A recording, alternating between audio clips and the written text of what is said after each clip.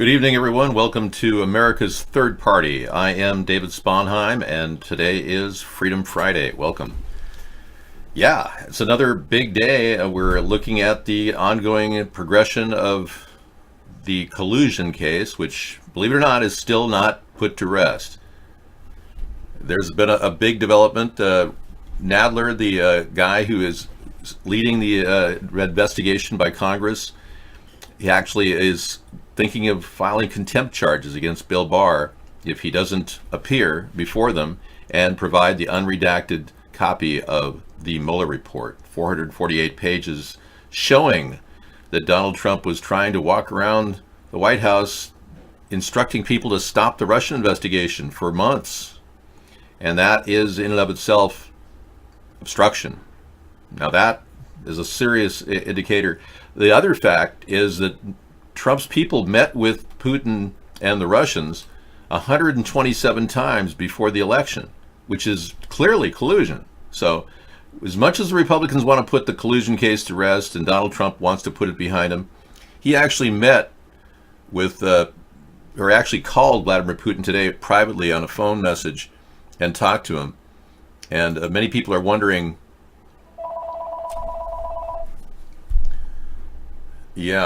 what is that all about? Now, here's Trump claiming he talked to Putin again privately without even ever taping these messages. And this has been the way he's been handling it ever since the collusion accusations started. Here he is talking about his meeting or his talk, had a good talk with Putin. And in the end, he didn't even recommend that Putin stop meddling in our election in 2020. Watch this. I had a very good talk with President Putin, probably over an hour, and we talked about many things. Venezuela was one of the topics, and he is not looking at all to get involved in Venezuela, other than he'd like to see something positive happen for Venezuela.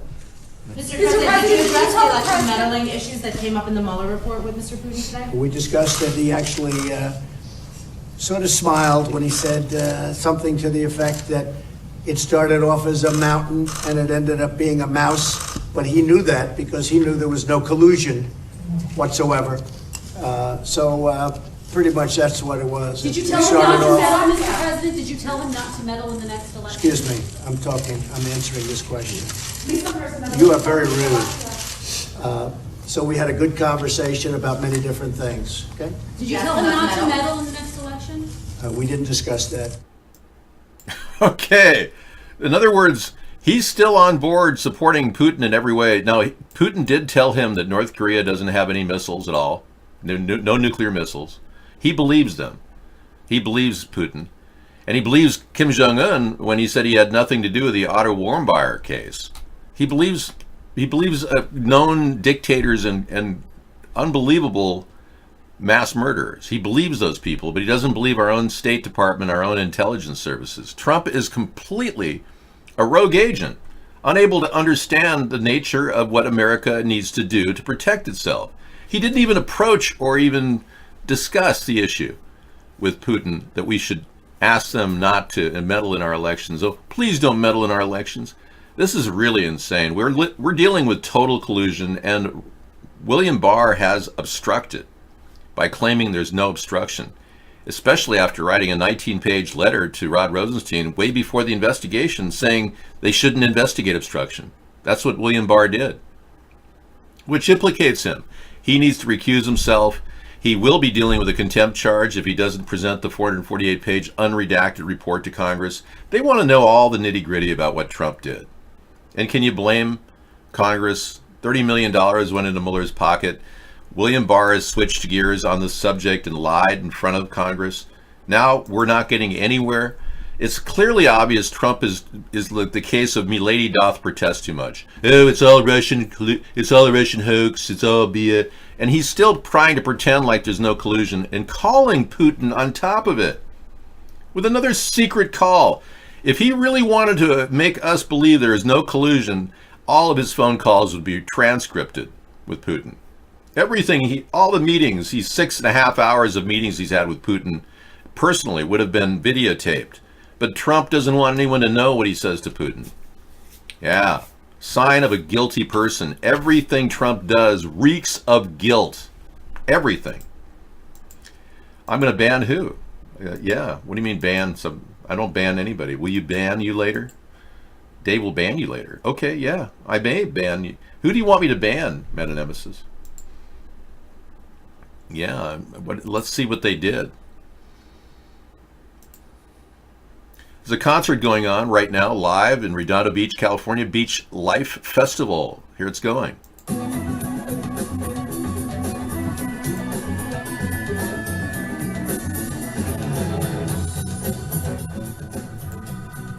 All right. This guy's definitely rocking. Yeah, I don't know who is playing, but it looks pretty interesting. He kind of looks like the burnt out Deadhead from the 80s. But hey, he can still pull that off. That look, that's pretty good. This story is very disturbing. John Kelly, who was formerly advisor to the president, chief of staff, is now part of an investor capital into building the largest facility for unaccompanied migrant children. He's invested in it. Yeah, he wants to actually get in on the ground floor of making money on the displaced migrant children. You see how the Republicans think? This is how they operate. They want to profit from the border crisis that Trump has created. Instead of dealing with 4,500 missing kids and getting a task force together, Trump won't even do that. Trump is actually engaged in completely ignoring the problem. Okay? Yeah, exactly. The statistics regarding unemployment are totally bogus. The real unemployment rate right now is 45% of our population is unemployed, not 4%. They draw a statistic from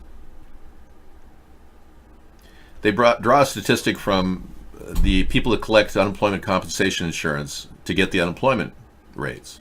Well, most people drop off after 24 weeks.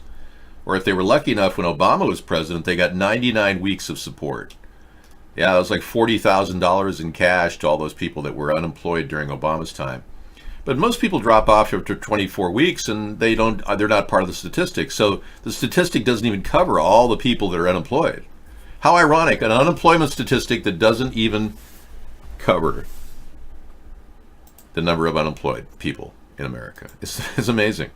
So the beachlifefestival.com is going to feature a lot of cool artists over the weekend. This is kind of cool. It's kind of got a country flair. You got, Willie Nelson and family. Apparently Luke is going to be there May 5th.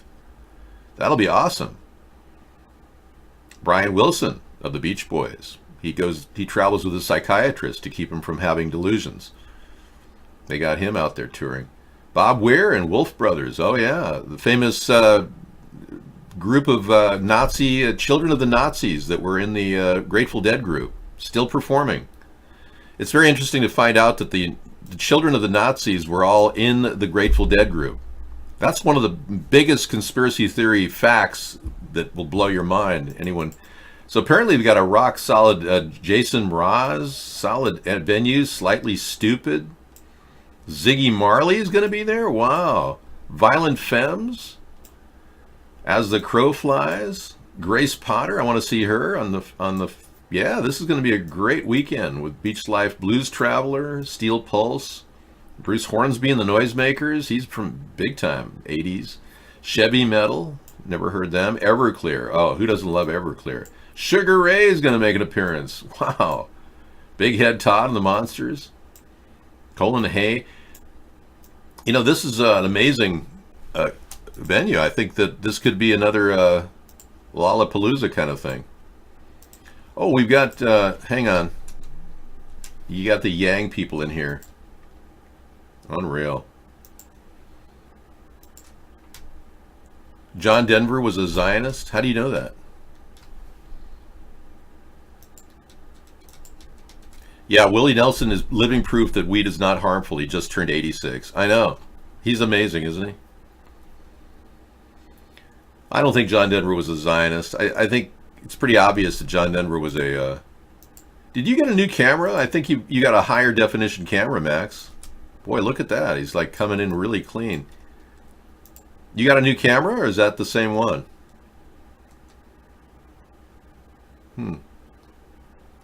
Yeah, looks like a new camera, like an HD camera.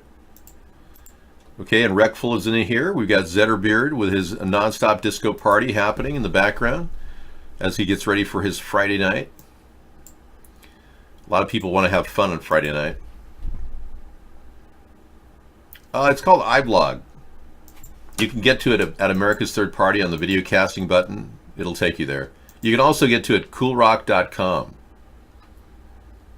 Well, at least Willie and his son Luke are both performing. Luke is really an excellent performer. He played in our local actual venue, Oak Harbor Music Festival, goes on in right around September 6th, I think. Yeah, it's going to be good. We had some top billing people there too. So a lot of places in the West Coast are opening up music festivals. It's kind of a revival. Yeah, so Reckful is a former Marine, and Reckful has been out. He supports our show, and he's a former Marine, and he's a guy who answers all the trivia questions correctly. So he's a smart guy. And Zetterbeard just took off for the night. Cool. All right. Okay, what's been happening in the news is just kind of the talking points we're supposed to talk about, but there's a lot more going on. There's a backstory regarding Joe Biden and his connection to the Ukrainian corruption scandal, which it appears that Joe Biden used his power as vice president to manipulate Ukrainian politics and to get some guy fired who was prosecuting Hunter Biden, his son. So that's a misuse of power, and that's going to come back to haunt Joe Biden. But he's still leading the pack among the Democrats, considering they've got so many weird, perverted people in the running. Yeah. Women who slept their way to the top. Men who are perverted like Bernie Sanders, who said that women like to be raped by 3 men simultaneously. It's crazy stuff. So when Biden's leading the pack, they call him Creepy Joe. Modern living in a small family home. Misanthropy's got a link for the freedom seekers out there. People looking for freedom in a tiny house. Let's check a little bit of that out.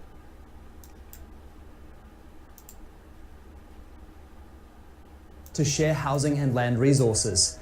Here in Sydney, Australia, we're about to visit one very unique family home that's been designed to slot right in to a suburban backyard. Pretty the cool. idea is that as you look on this block, there are a lot of... I love the way they That's designed right, it it. very much feels like they are the only dwelling on this property. It feels like the yard belongs to 2 small spaces that we have. That is amazing. Very nice. So what was it? Here. I love the The idea veneer. is that as you look... That is really a cool looking tiny house. I love the veneer. It fits perfectly in the woods. Yep. Navy boot camp is all white, no female. I don't know, Reckful. Yeah. What about my bubble rooms? I know, I love those bubble rooms. The man paid for all of this? What man is that?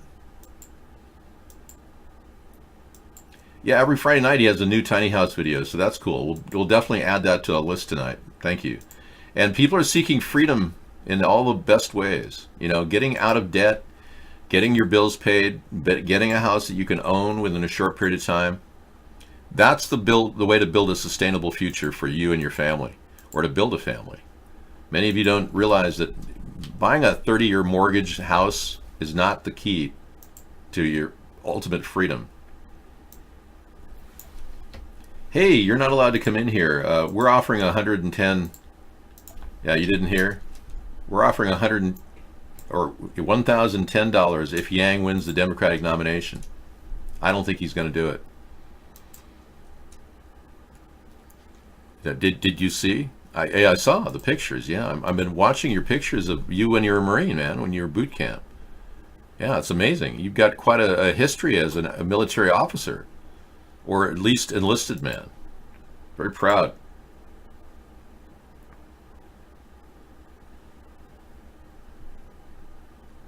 Well, the court of public opinion is still not out on Joe Biden. Not many people have seen the Joe Biden tape that we've seen. The mainstream media hasn't picked up on the one where he walks up to a 13-year-old and says, "Do you know how horny she made him feel?" Yeah, that's a shocker. He's got lots of video out Man, what there. a great family. Come on. I like kids better than people. He likes kids better than people. Now, what does that mean? Kids aren't people? And I want to know about the film he made with his daughter Ashley, because he asked the 13-year-old, "You should see my film," he said, that he made with his daughter Ashley. What was that film all about, Joe? Well, he said, do you know how horny he felt standing next to a 13-year-old, not a 12-year-old? Let's get the date right there.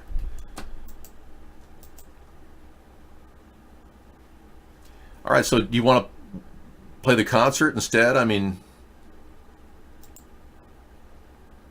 yeah, we could spend our time with a concert.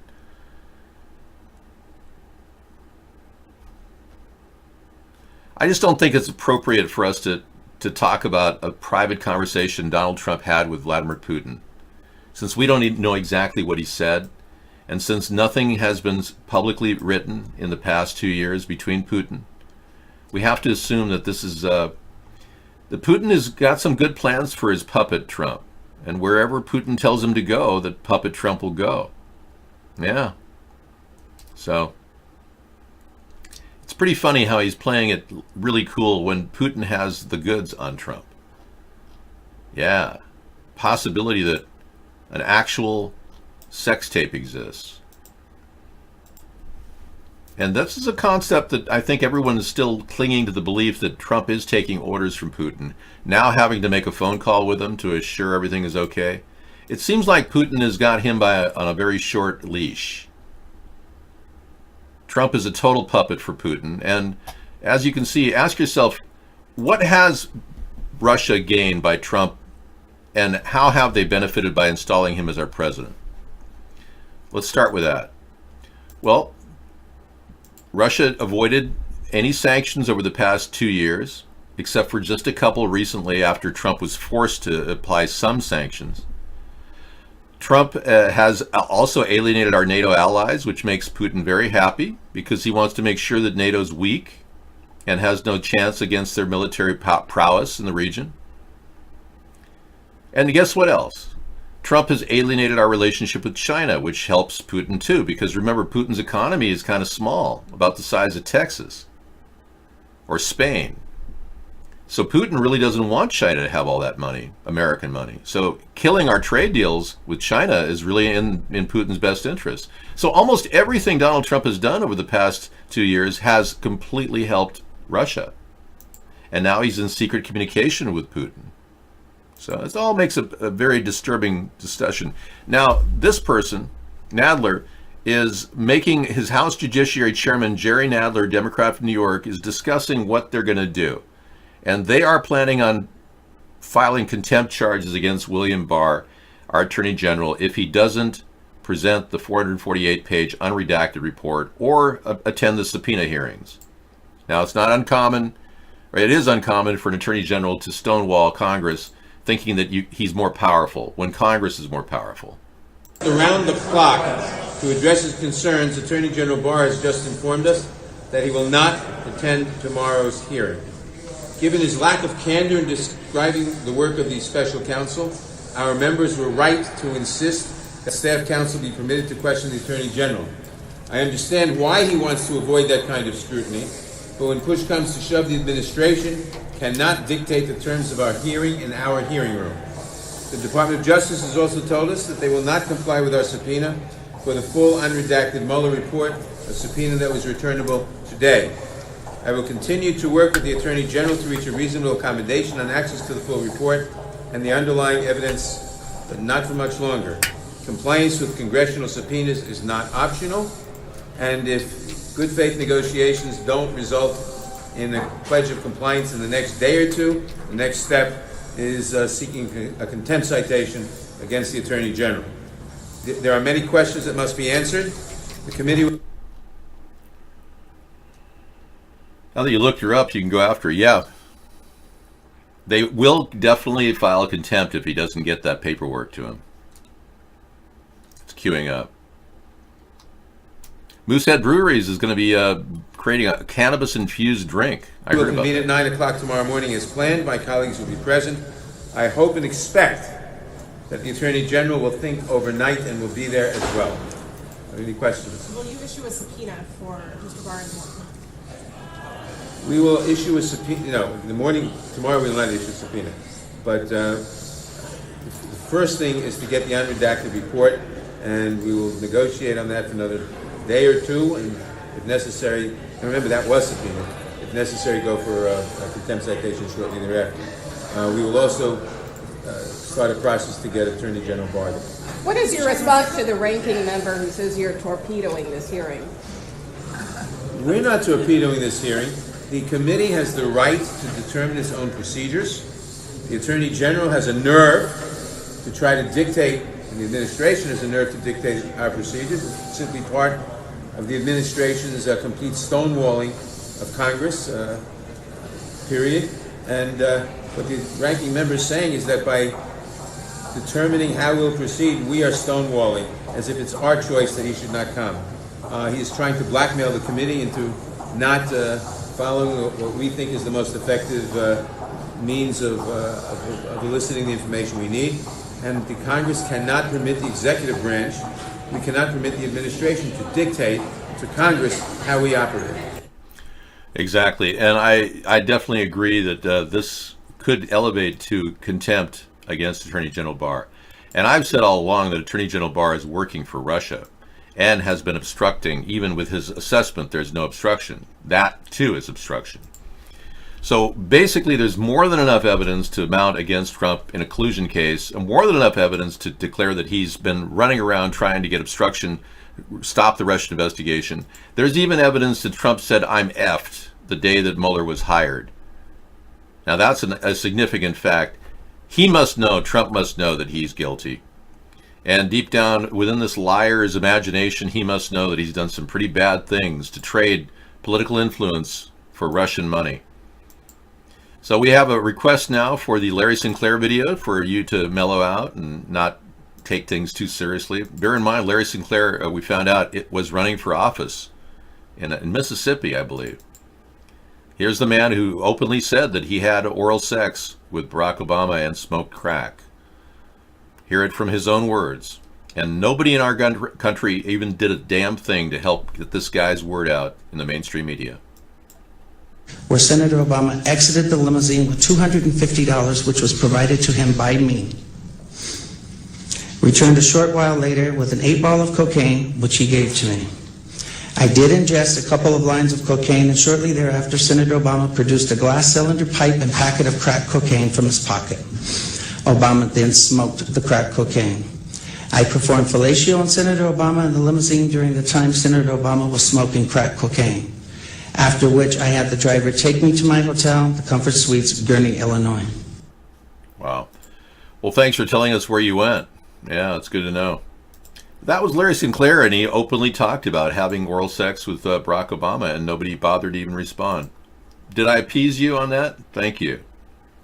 All right. I will appease certain videos that have requested every night to be shown, but I can't play them over and over again. Now back to the Trump-Putin puppet and puppeteer relationship. Yeah, this ongoing relationship is now forged by private phone calls and whatever they can do to privately, chat. But there's also a big tide of media against people on the alt-right who really do support the president despite his obvious collusive behavior and guilty behavior.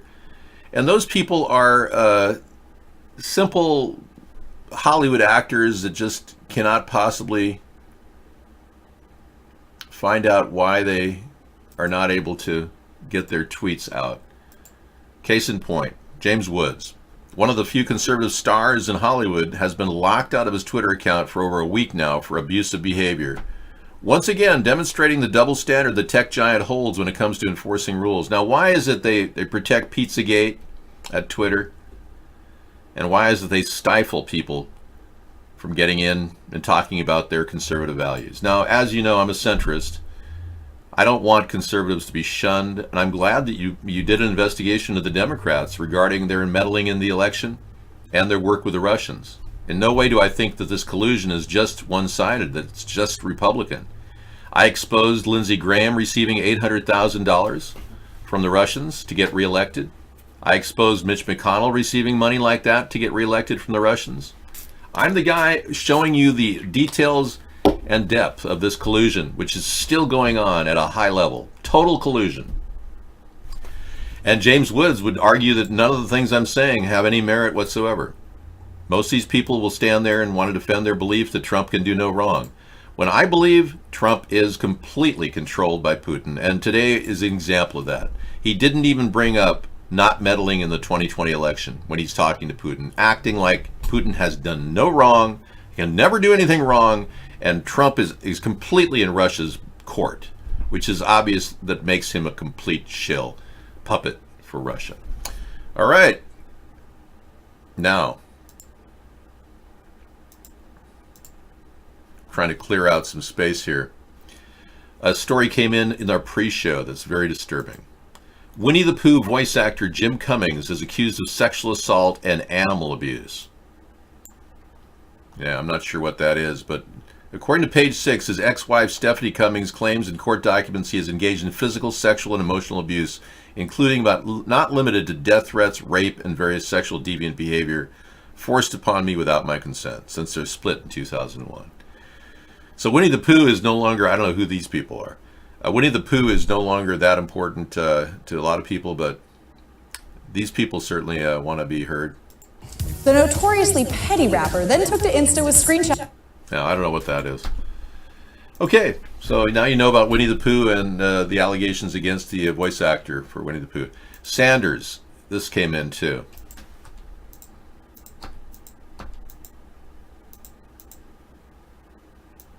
Right. Sanders has been blasted. Sanders blasted U.S. foreign policy during the honeymoon he took in USSR in 1980s.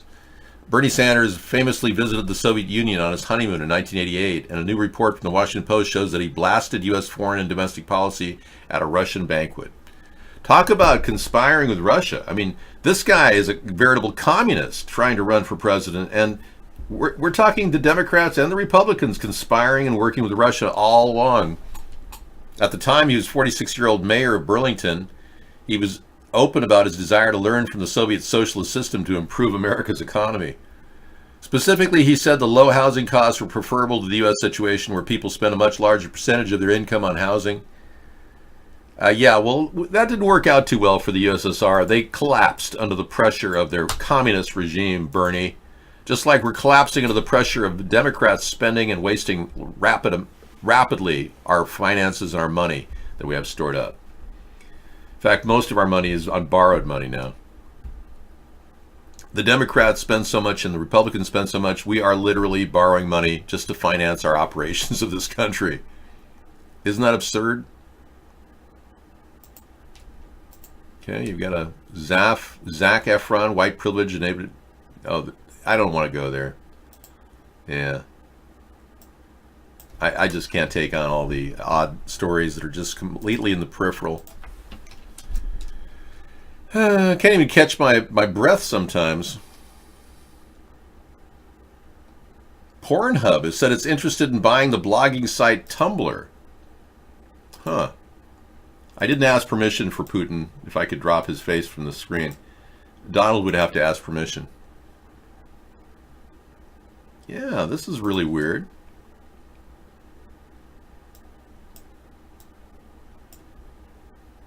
Pornhub is apparently floating in cash.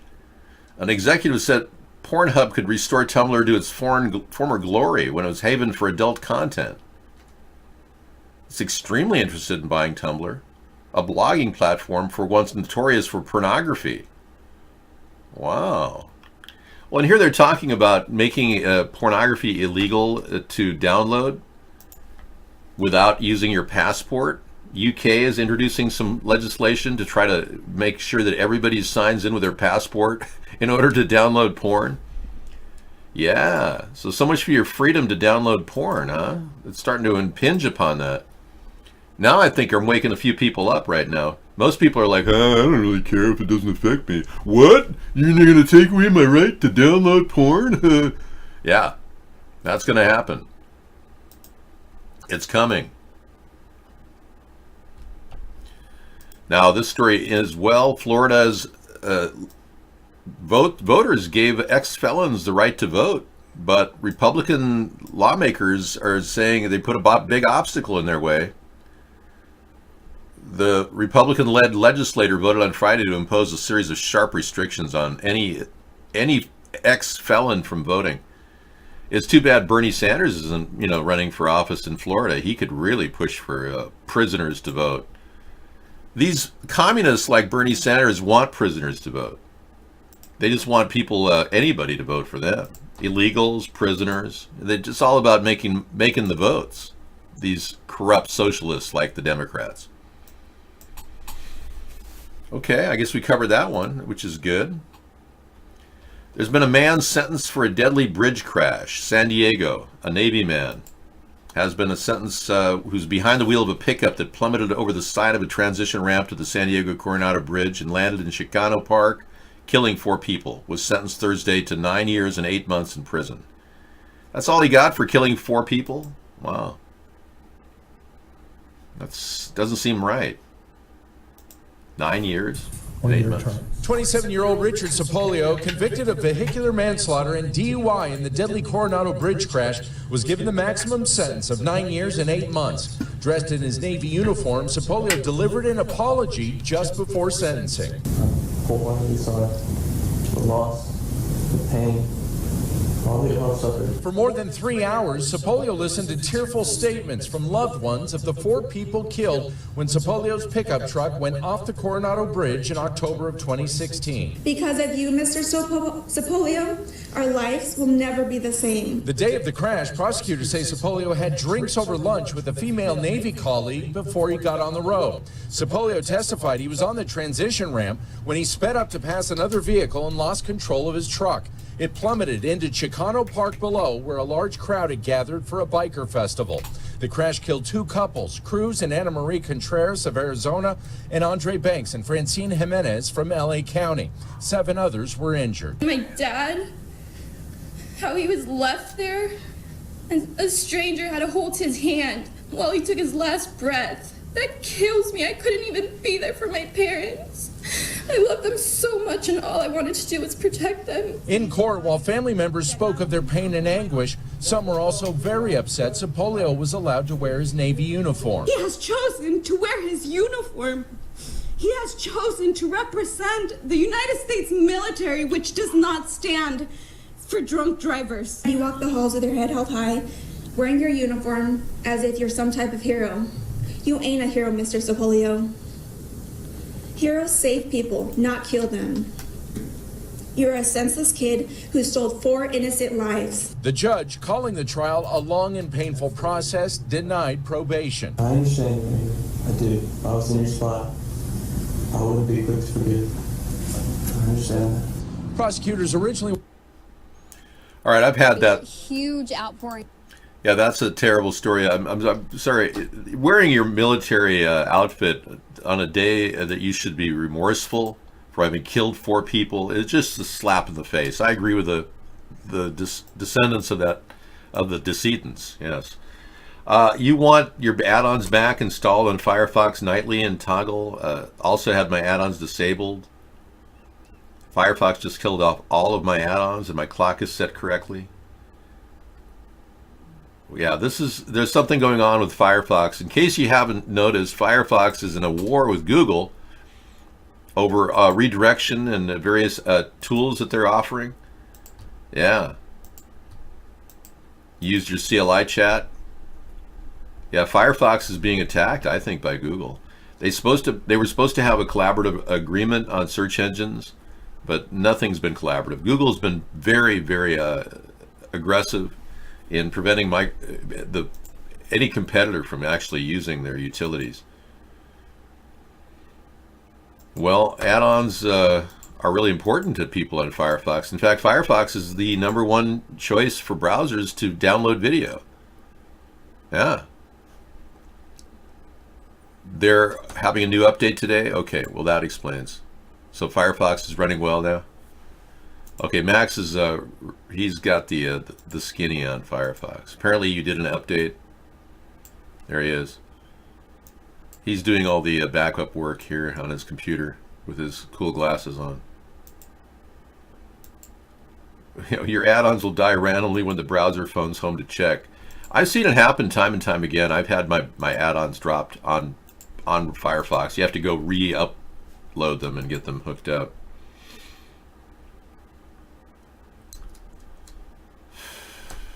Yeah, the real crime was terrible advice from his lawyers. They should have told him not to wear the uniform. Well, I think the real tragedy is he had a drink or two and then crashed his vehicle and killing 4 people. That's the tragedy. Hello, Pittoro. Good evening. Welcome.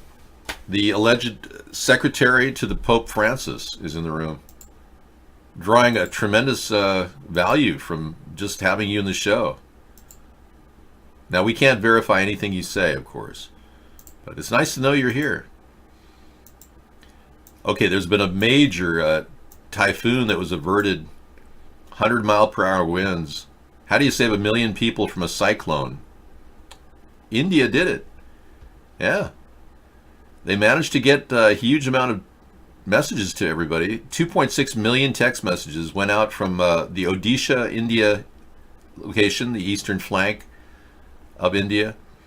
2.6 million text messages, 43,000 volunteers, nearly 1,000 emergency workers, television commercials, coastal sirens, buses, police officers, and public address systems blaring the same message in very clear terms.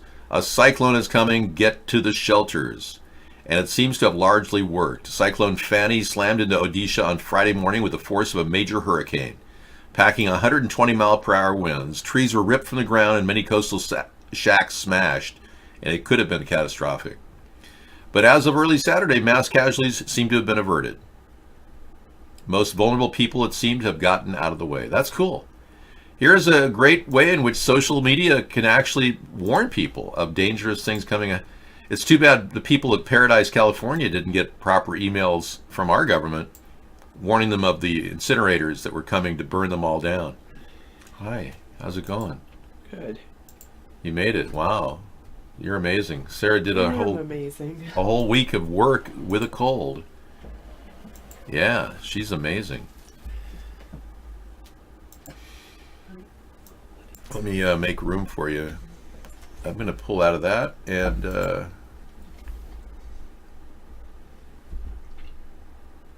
you're amazing too.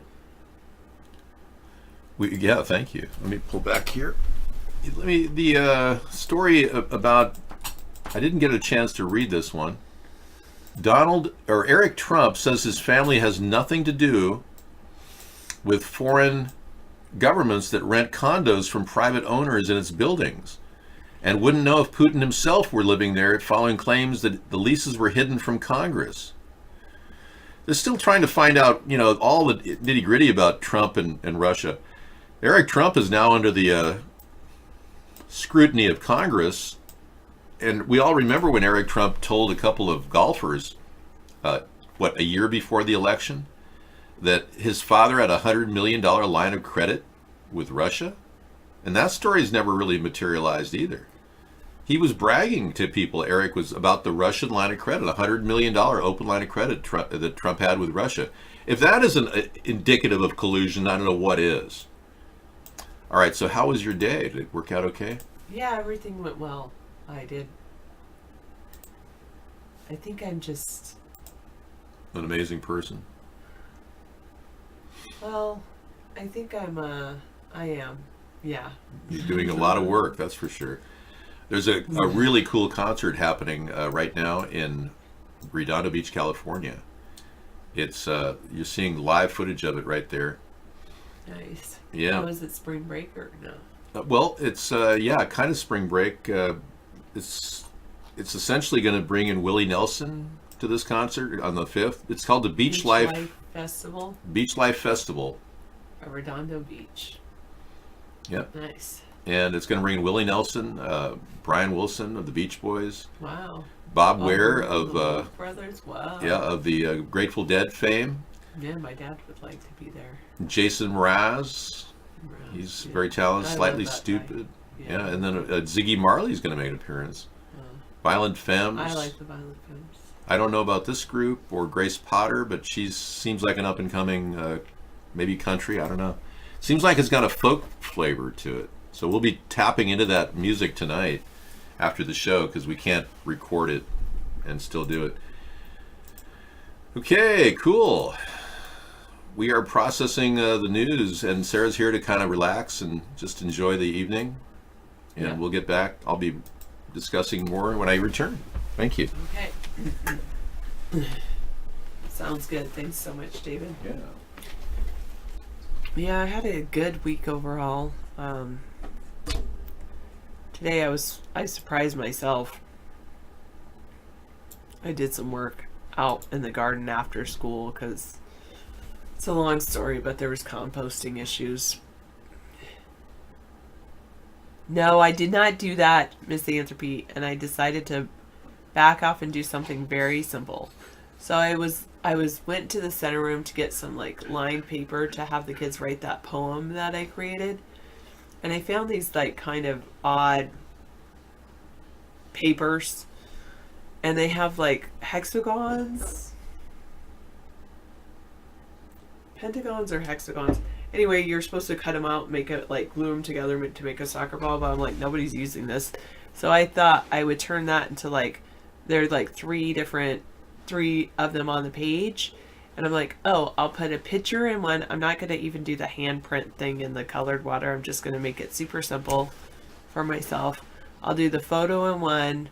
And then have them draw like a flower or a picture of their mom in the other ones. And that's it.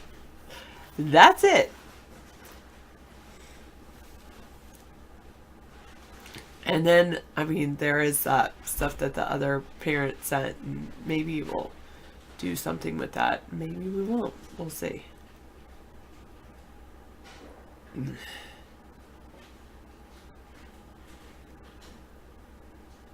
Brian Wilson and Willie Nelson trying to harmonize, that would be pretty funny. Yeah, it had to touch the dirt. Well, what happened is when you compost, you have a section that you're harvesting the castings like that have turned to dirt, and then you have a section that you're adding your food scraps to, and some students added the food scraps to the place where I need to harvest next.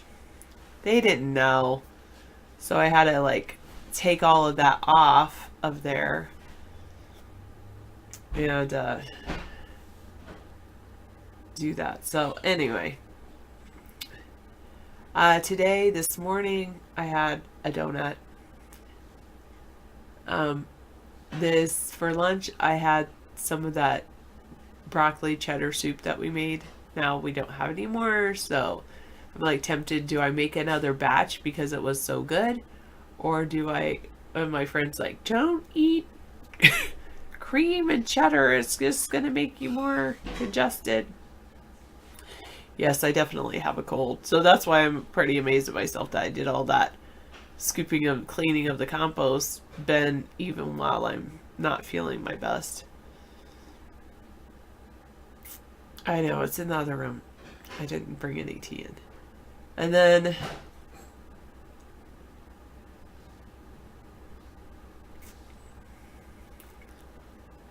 I also had, what else did I have for lunch? Oh, some carrots and snap peas.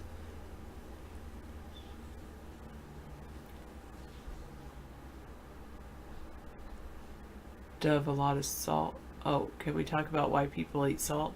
Salt is a rock. Why would people want to eat rocks? Well, your body, salt has NaCl, and it's basically, it helps to move different ions across your cell walls. That's one of the reasons people eat salt.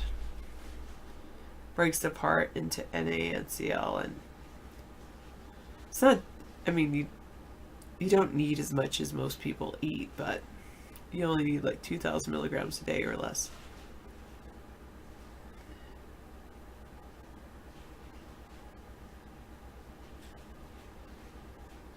Nine 9% of your body is salt? I didn't know that.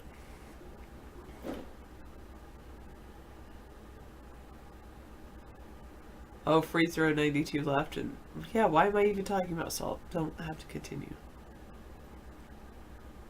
Yeah, that's all you need. Exactly, maxed out credit. You don't need that much. I've been on a low salt.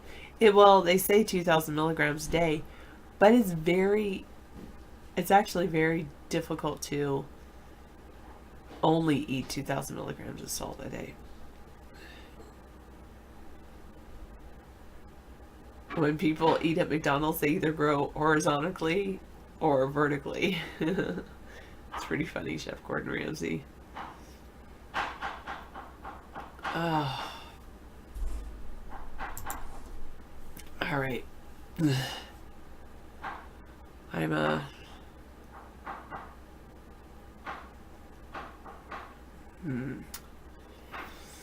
So today was an easy week. I didn't have to do as much testing today. I did a tiny bit of everything. We did a tiny bit of reading, a tiny bit of math, a tiny bit of... Oh, I'm sorry to hear that, Misanthropy. Tiny bit of science. You're concerned you might not be able to use your web browser this weekend. Firefox is under attack. I'm sorry. Have you tried other web browsers?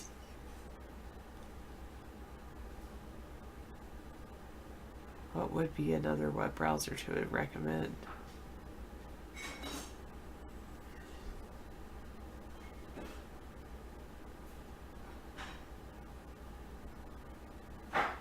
"5 days till Mother's Day," true.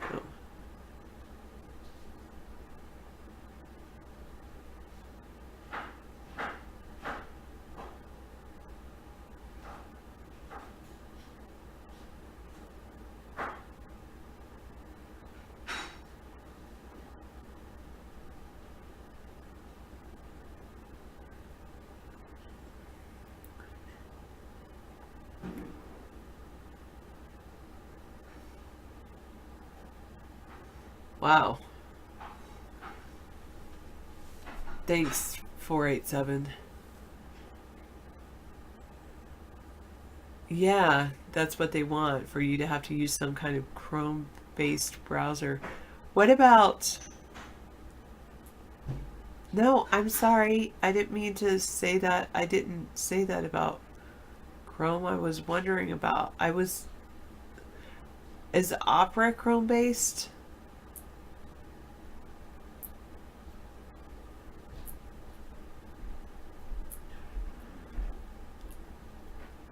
So You have water on Mars? Really? 487? Kelly Clarkson had an emergency appendectomy. She had appendicitis really bad, Kelly Clarkson. She stopped her tour and they got her to a hospital. But they said that, she had a serious appendix problem. Wow. And she was on tour and she finally was getting taken care of. But wow. Yeah, that's scary. Kelly Clarkson.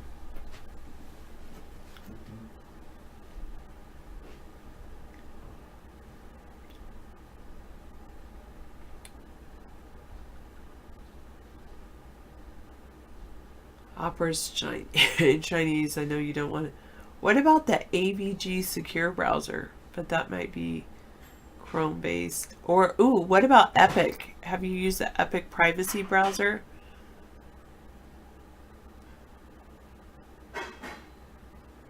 Oh, thank you. Yes. Thank you for telling me about your bonsai plants, Sunchild. I usually don't buy fungus gardening spray. I just either let the fungus grow or I don't know. Do you really need to... You have bonsai feed juice for the bonsais? Will I eat fish tacos on Cinco de Mayo? Probably.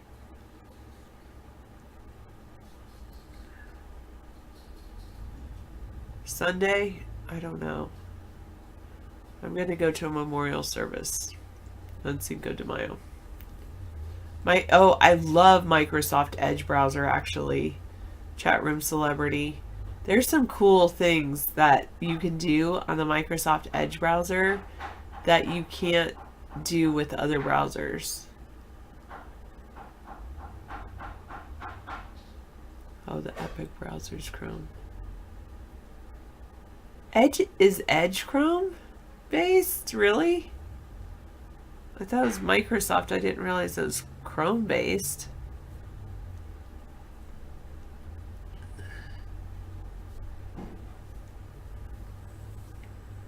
Edge switch to Chrome. Oh. Wow. Huh. So what could you use that's not Chrome based? Firefox is the only one? Maxed Out Credit said Edge is Chrome based? What? He says not Chrome based. I was saying Opera.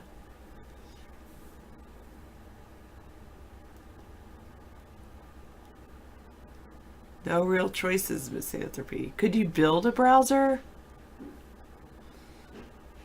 I suggested Opera. What about Opera? Did you say Opera is Chrome?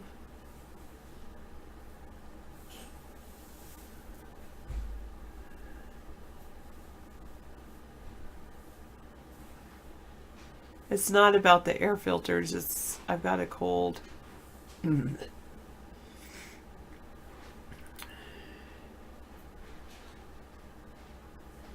Oh, wait. Here we go. Thank you, 804. You're so nice. Bleepingcomputer.com. Oh, he said Opera is Chinese. That's why he won't use Opera. Okay, let's look at this website that is a I think site can't be reached. What? Oh, here we go. There's Maxed Out Credit.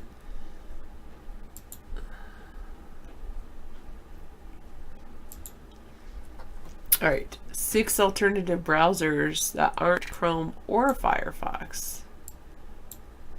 Let's see what these people have to say. This article, Bleeping Computer. 6 alternative browsers worth considering. Vivaldi is a dream for anyone who values customization. Enables you to change tabs, tab positions, color choices, start pages, and more. Oh, Opera's former CEO Helms Vivaldi.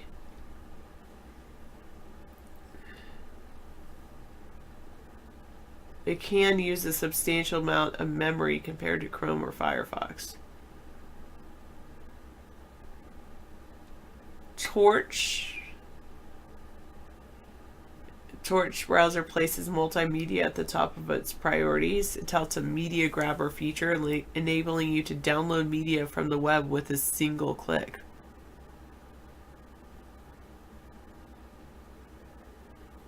Maxed Out Credit claims Opera is not Chinese. Oh. Okay. I'm just gonna go through these, and you can shoot them all down. That's fine. Epic Privacy Browser. Oh wait, Torch is based off Chromium. Never mind. Epic based off Chromium. Vivaldi, let's see, is lots of memory, and syncing passwords and settings may prove difficult. Ghost Browser. Ooh, does Ghost use Ghost Browser? For those wanting to separate their online browsing experiences, you can have separate tabs for your work account and personal account, helping reduce distraction. Oh, Ghost Browser has a free option, but its options limit users to 3 sessions at a time, do not include incognito mode. Then it has a $10 to $20 per month cost for upgrade.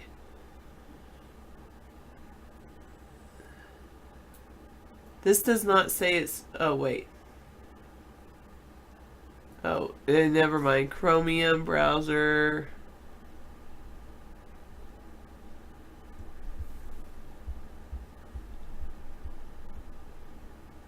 What about this? If you're seeking a lightweight browsing solution, Midori is worth strong consideration. It touts high speed while still having the ability to handle web technologies like CSS3 and HTML5. Is compatible across a variety of Linux distributions. It lacks immediate options and customization of other browsers, but it remains one of the fastest responding and lightweight browsers available. Oh, it lacks privacy settings. Opera Neon. Okay, you basically.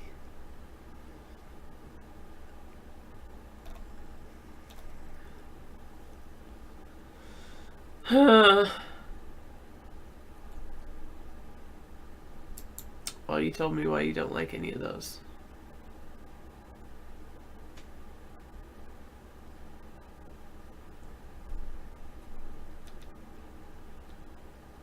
Xiaomi browser still vulnerable after failed patches. Brave, a privacy-centric web browser, is running advertisements on partner sites that taunt the developer competitors like Google, Mozilla, Firefox, Microsoft, and Opera.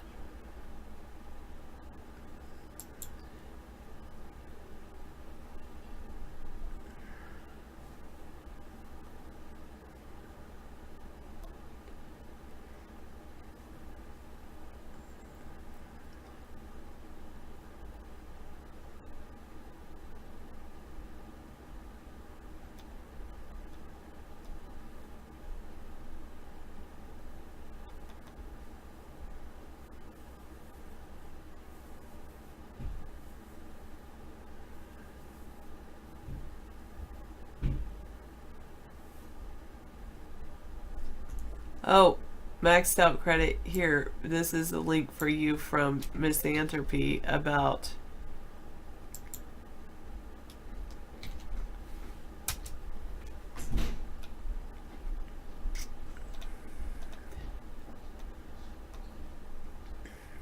thanks 804 again.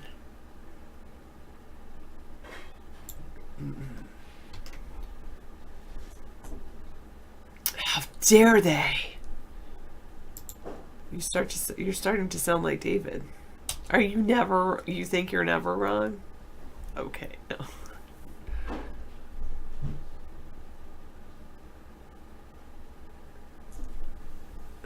You're asking me, why do women subvert male entertainment? What does that mean? I don't understand what you're saying.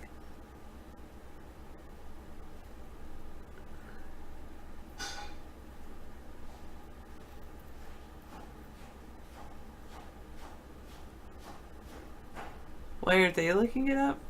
Because they don't have a browser, I think. I don't know. How are you watching my show without a browser? Or do you have a browser or you don't? I don't know. Oh, he made his own chat. Oh, that's pretty cool. You could make your own browser. Probably. Okay. Okay, these are all different browsers. Historical, layout engines, graphical browsers, specialty browsers, Blink-based, WebKit, KHTML-based, Presto-based.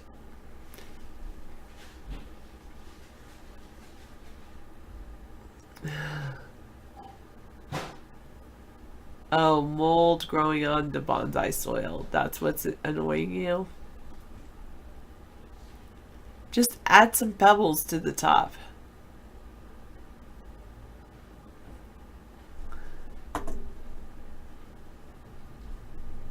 He's already researched browsers. I won't do that.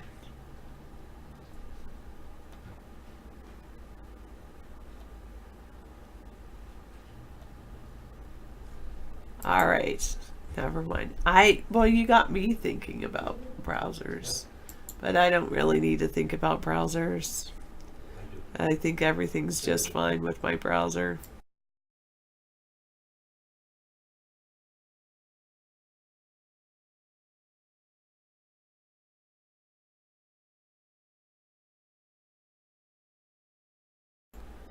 Oh, that's a good idea. Bangalitis is telling Anita to cover her bonsai soil with a tarp because mold needs light.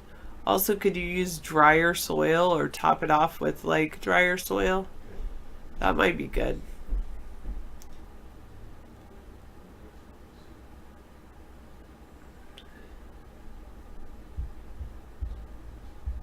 Yeah, good point. Use, oh, that, there you go. That's good. Copper pennies. That's good.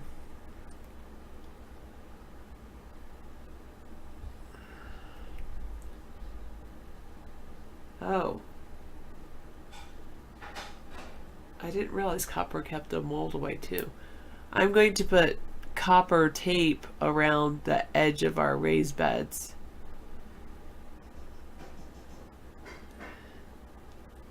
I know.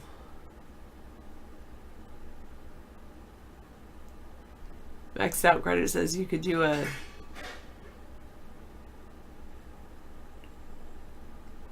culture of your mold and then identify your mold.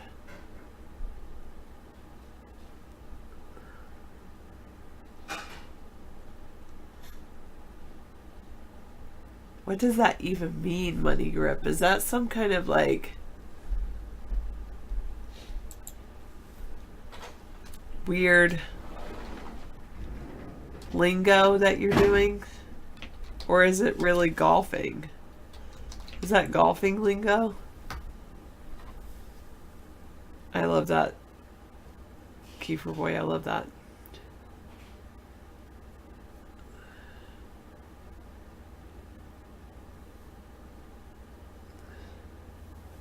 Oh, that's what that is? I kind of thought it was some kind of weird lingo that you were running by people.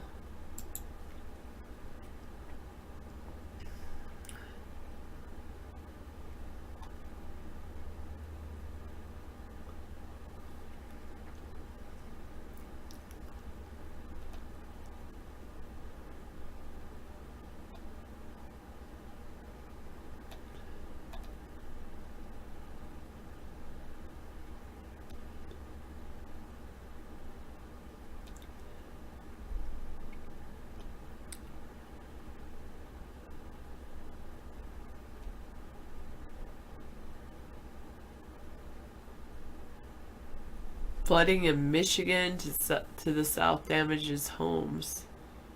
The Mississippi River is at a 157-year high.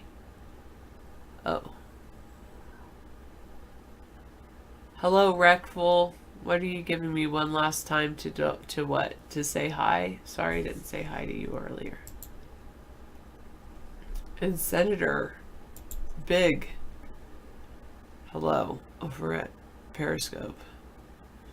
Maxed Out Credit, Anita gives you that, is saying contact your botanical gardens and seek help with the sample of your mold.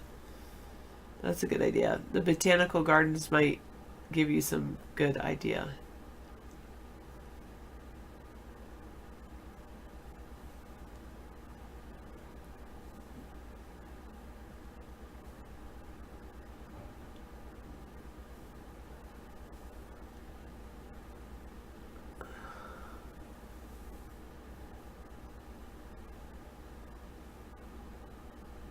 No, I've never been to that, Money Grip.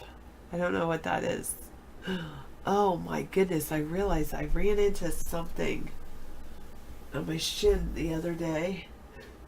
Oh, it did cause a bruise or something. I was hurting so bad and the kids were like, "Are you okay?" I'm like, no, not really.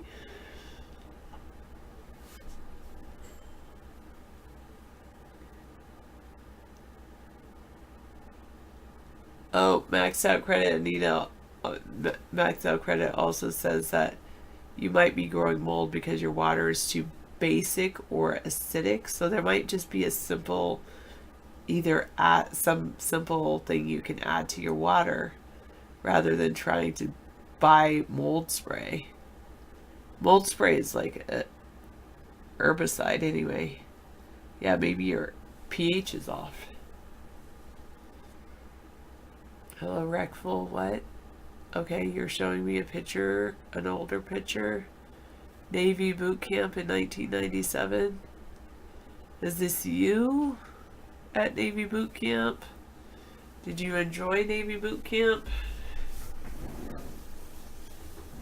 Alright. Sounds good. See if that works. Your copper pennies. Some other people say you can use bath salts. Don't actually eat them. Epsom salt, maybe? I don't know. Wreckful, I guess it's okay. Congratulations. Oh. Maxed Out Credit says you can also make a homemade spray for mold and pests. It's made from dish soap, tobacco juice, and other things.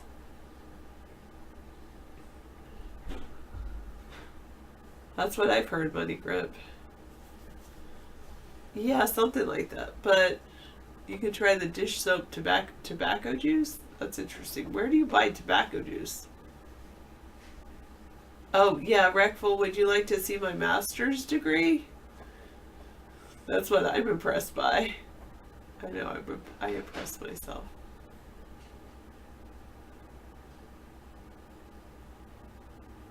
Misanthropy, you probably have a point. Rather than buy that expensive mold spray, you should just, you're in Chicago?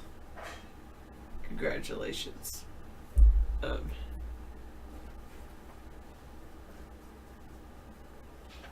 Alright. Was that you? Or is that your son? No, just kidding. It must be you a few years ago. Thank you, 652. That's cool. Nice Navy picture. Good. I'm impressed by my ability to handle a hit to the shin too. I run into things and it's just, oh. I'm developing an extra knee. I'm of age. What? Yeah, search the web.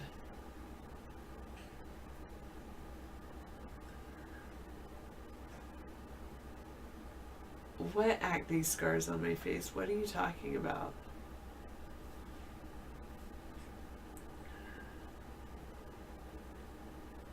Thank you, 652. Cool, Wreckful. Oh, wait, maybe I'll show everybody else. This is Wreckful. Wait, no. Wait, what happened there? I'm gonna remove that. I don't know what that is. I thought I had... Oh, here we go.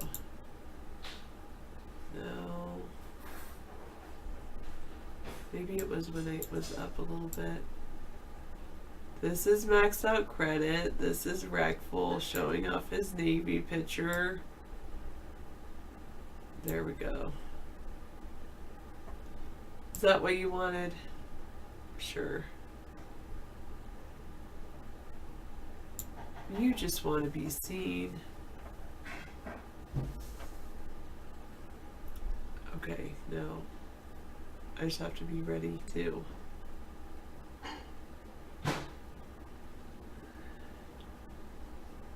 I should repent and then my shins will be forgiven.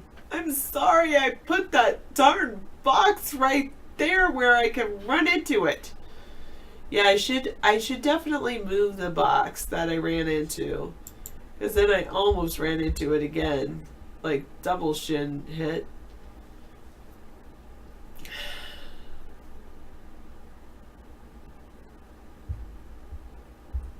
Kind of like that. Not a cement coffee table. Not that bad, but pretty crazy.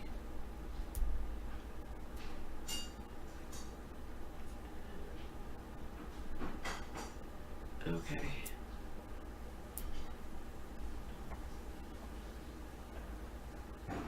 You are welcome. I'm glad you showed that. I'm glad you're very proud of your Navy boot camp graduation.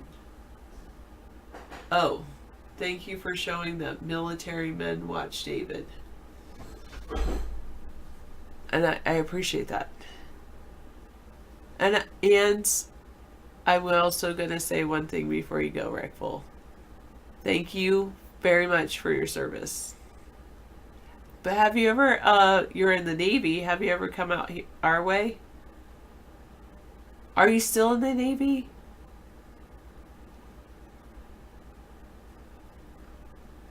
Well, you probably got kicked out of the bar if you were hitting on all the women. You weren't drinking too much?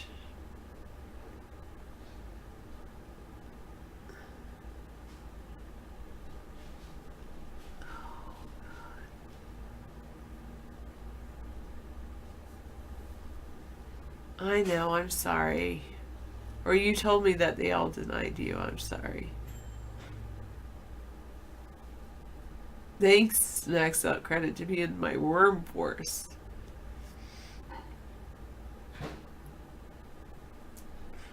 My toes, I'm sniffing them now, they don't smell that great. I think I'm gonna take a bath. I think that sounds like a lovely idea. I either take a hot bath or I just lay there and watch Netflix. I'll probably take a bath.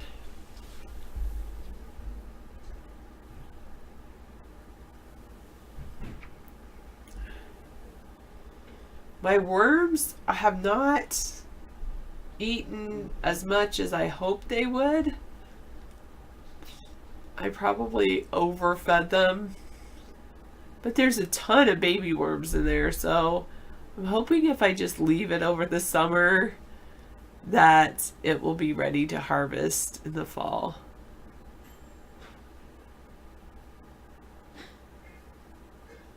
Yes, thank you. You're welcome, Misanthropy. Oh, cute, Worm Force. Misanthropy says, Howie thanks you for bathing. I'm an inspiration to all women. Put a little Epsom salt in there and take a bath. Showering is good too. All right. I think I'm going to go take a bath. Okay, I put some chicken soup on microwave for you. Oh, thank you, yes. And there's dinner in there for you if you want. Just going to sit here for a second. Yeah, definitely. Hang on a second. What's that person doing there? I don't know, but you can go ahead and... Hang on.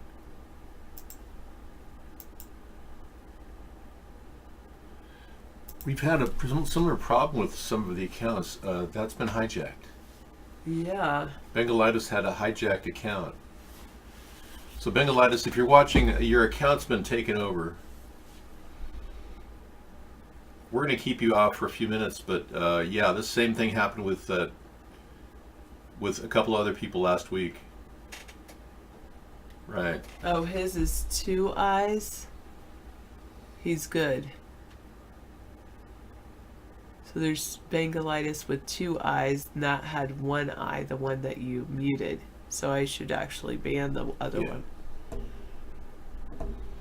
Yeah, that same one, yeah. Okay, thanks. They used to spoof your account too, to know, yeah. Thank you. Yeah, take a bath, enjoy the rest of the night. I'll take over the whole night. You've done enough. You sure? Yeah, you've got I've got that 8:30 thing coming. Okay. You've got an hour and 15, 20 minutes before. I could start a bath and do that, yeah. What's that? Yeah, now that's more than enough for. Yeah, well, enjoy it, you know. And I could do a couple soaps. Yeah, you guys did a. No, we didn't ban the wrong band. Bengalitis 2 he's in here now. He's okay, he has 2 eyes. Oh yeah. Everything about the show has been creepy at the Vaughn Network for some time. We've been directing people over to iVlog, and it helps to have people over there, but the Vaughn chat room has been corrupted for some time. we have no control over that. We do know that censorship is going on at a high level. I know that. Dave, it's your boy Hare from Scalp Town. Oh man, hey, how you doing, Hare? He calls himself Hare. I don't know why. Yeah, I've got hair. I applied some mousse to my hair, and you kicked out of a bar for being an incel? Oh, really? Did you tell everybody, hey, everybody, you're an incel, and then they kicked you out? Yeah, they don't want anyone to have mercy sex with their women, you know? This whole incel thing that you're on is, it tells women that, you know, you've never had a relationship, and what happens is they start to feel like, you know, you're seeking help as a, you know, poor guy, you know, kind of thing. Well, Mark is behind the censorship. Yeah, we got that. Yeah, Mark gets paid a lot of money to censor me. What am I going to do, you know? My curls are rebelling, yeah. Connect the dots. Okay, let's take a look at the bizarre world of Donald Trump. What has he become? Graham asks Mueller if he wants to refute Barr's testimony about the phone call. Okay, let's see. We're processing another thing. Anything Lindsey Graham's involved in is suspicious because remember, he gets money for re-election from the Russians.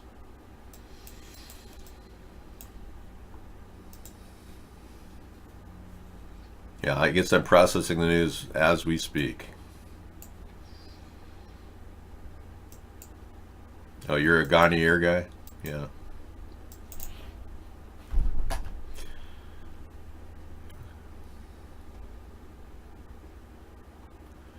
Senate Judiciary Chairman Lindsey The special counsel seeming to shield his face from the intensifying media glare Thursday morning as he arrived to work. The scrutiny stepped up after the Attorney General belittled Mueller's complaints about the way Barr characterized the special counsel's report to Congress at the end of March. You know, the letter's a bit snitty, and I think it was probably written by one of his staff people. The jab went unanswered by Mueller's team, who declined to comment. The relationship between Barr and Mueller appears to be fraying. It was just earlier this year that Bill Barr touted their friendship at his confirmation hearing. You know, the Barrs and Muellers were good friends and would be good friends when this is all over and so forth. In fact, the two go back decades. They've known each other since at least the 1980s when they both worked at the Justice Department. Barr was Deputy Attorney General. Mueller was in charge of the department's criminal division. I have known Bob Mueller for 30 years. We worked closely together throughout my previous tenure at the Department of Justice. We've been friends since, and I have the utmost respect for Bob and his distinguished record of public service. Their relationship extended beyond the office. Their wives went to Bible study together. The Barrs and Muellers have attended each other's children's weddings. But Barr's close friendship with the man probing the president reportedly caught Trump off guard. Sources say the president complained to aides that he was unaware just how close the special counsel and his attorney general pick were. In January, Bill Barr even rebuffed the president's favorite phrase to defend Mueller's nearly 2-year investigation. I don't believe Mr. Mueller would be involved in a witch hunt. But lately, Barr's tone has seemed to shift.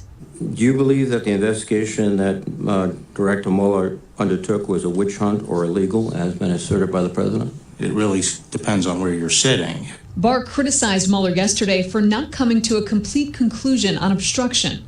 The other thing that was confusing to me is that the investigation carried on for a while. So my question is, why were those investigated if at the end of the day you weren't going to reach a decision on them?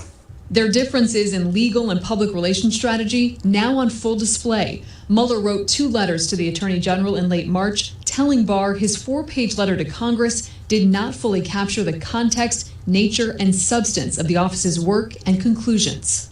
I said, Bob, what's with the letter? You know, why don't you just pick up the phone and call me if there's an issue? Well, there is an issue, and I'm glad that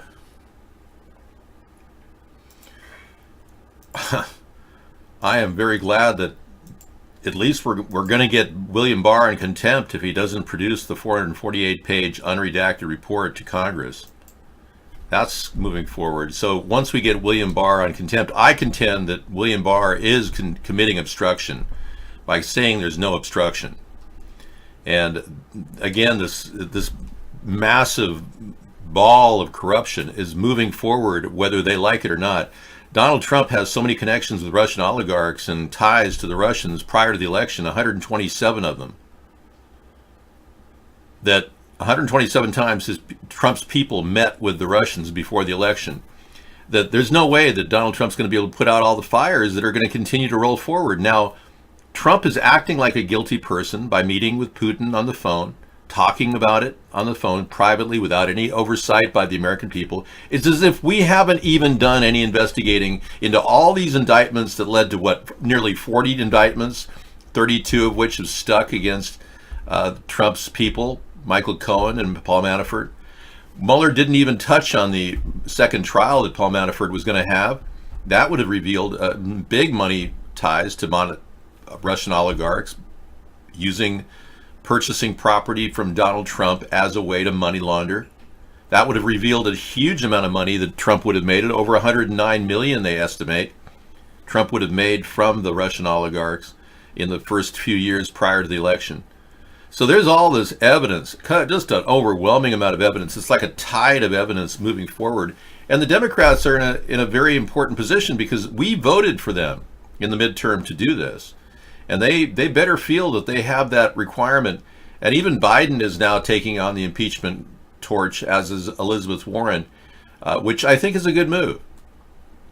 It's going to be good for our country to expurge the Russians from our government once and for all. But remember, the Democrats have been in bed with the Russians too. Hillary and Podesta all got money from Russians for the uranium deal. All this is all because of the work that the Republicans in the House did, which actually is good. So even though I didn't agree with Devin Nunes and his revealing the entire case to Donald Trump, violating the ethics of the House, but wasn't charged with that, I still contend that the Republicans have got to understand that the Democrats didn't just start this. They aren't doing it to go after Trump per se or to beat him in any way. The Democrats were just part of an ongoing investigation that was evolving. The FBI had already had Donald Trump under investigation, or excuse me, the Trump Hotel under investigation in 2013 when they did a stakeout operation on money launderers. I want to know if those people actually had comped rooms in 2013 at the Trump Tower in New York. If they comped their rooms for the money launderers, that means that Donald Trump would have been committing a felony by aiding and abetting money launderers in the Trump Hotel. That much I need to know. Yeah, definitely. Startpage is your best search engine now. DuckDuckGo isn't exactly safe. Tor browser turns out it was an FBI Navy fusion project. Well, if the Tor browser is based on Firefox, I don't know. It doesn't seem like Tor is even safe at this point. They already know that the Tor browser was developed by the FBI and the Navy on a fusion project. It was completely controlled from the very beginning. So if you people think you've been engaged in secret communications on the Tor server, you're mistaken. Some of you even think that your VPN gives you safety. A lot of VPNs are owned by the government. Yeah, well, no guest was not a great idea. We enjoyed the guests, and many people wanted to get into Vaughn. When Mark had to shut him down because the numbers of people trying to get into our chat room are in the thousands, hundreds of thousands. One of his servers went down last Friday, or last week, I guess. Mark had a major crash because of the number of people watching our show. So he's the gatekeeper, and he makes a lot of money from somebody bribing him to censor me. And there are no laws in place to defend me. My freedom of speech is being affected. My equal protection under the law is being affected. All these constitutional rights are being affected, but there's no law against him censoring me per se in our government, or any network from censoring anybody. There's no law in place at all. Do you support the Trump-Mexico wall, or you prefer illegals and cheap workers? I was the one who came up with a 1,000-mile fence. Trump stole the idea. This is the 1,000-mile fence idea that I'm proposing now. It's a container wall, which will help everybody protect the border rather quickly. I also have an invisible fence concept, which is based on a low-level microwave active denial system, which will also defend the border. But the border defense is my idea. Trump stole it from me. The 1,000 miles, I measured the distance we needed in 2008, and I ran with that story for us. And you got to understand, when you watch our show, you're watching a legacy of censorship against an unrelenting, purposeful endeavor, which is what we do. We're in no way going to stop because they censor us, but you got to understand, I've done 10 years of this show against all odds to bring you the show nightly with no personal profit whatsoever. I don't even draw ad revenue because I'm still trying to run a legitimate campaign to become president of the United States. The effect of censorship has been beyond belief, but the worldwide viewership is astounding.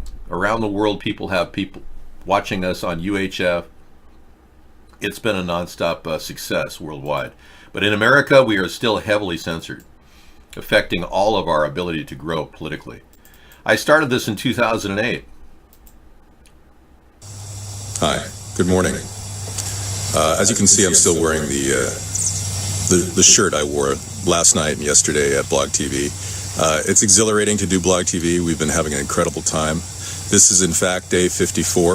I thought yesterday was day 54, but we did a recount, and we determined that today is day 54 as we approach the election. And as your potential write-in candidate, David John Sponheim, I'm here to show you my hybrid electric vehicle.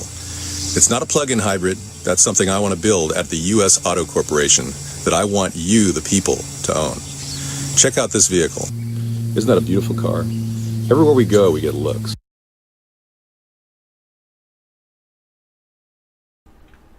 So the 10 years of nonstop broadcasting has been very rewarding from the perspective of the viewership. And at the same time, we haven't had any rewards politically. We've been able to continue the show, but the donations never came in from the U.S. citizens that we needed to grow into a wider audience and do cable TV.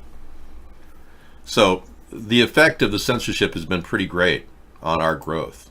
No question about it. Across the Tasman, the issue of the same, and she is genuinely sorry, and we've taken all the records away from her. Across the Tasman, the issue of same-sex marriage is a big deal right now. Of course, the gay union's not recognised there. They can't sort out a political solution. This is going on for months now. As a result, it's got bitter, often deeply personal, and at times, the anger is spilling into the streets. It's something a Kiwi living in Sydney understands. And the Sydney drag queen has saved a New Zealander's life. An amazing moment when the drag queen is out protecting the New Zealander. Really be saying faggot. I got punched. And then I was stunned, so it happened so quickly for me. Then the three queens that he calls Ivan's angels were there. And they were like angels, and they came to his protection. Now these drag queens can kick some serious booty. Yeah. I mean, that's not exactly a lightweight drag queen. That looks like a football player. Yeah, so, having drag queens in New Zealand has really helped prevent crime. I think drag queens should take over the police force in New Zealand. What do you think? All the police officers could be drag queens, and they could really defend this soft tyranny government under the New World Order. Taking away guns and put drag queens in as police officers. I mean, think of all the things that New Zealand could do, theoretically. Tranny Patrol. The unarmed tranny patrol with strap-ons.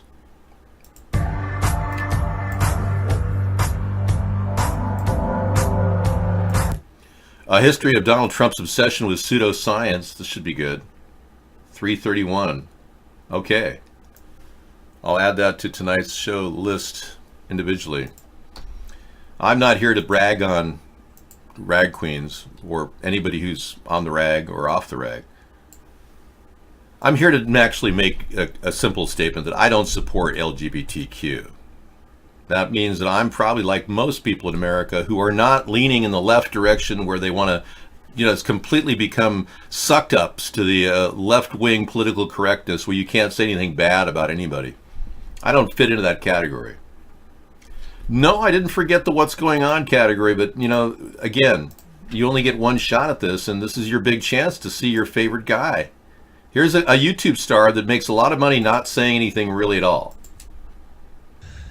Hey, do you ever wonder, like, what is going on? I mean, like, do you ever, like, wake up or do something and you're just like, what the fuck is going on? You know, I don't know what you're saying, oh no idiot, but I think you're an oh no idiot.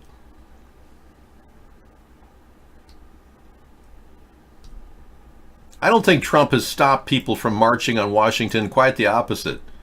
I think people are more likely to march on Washington if Trump continues with his nonsense. He doesn't do anything.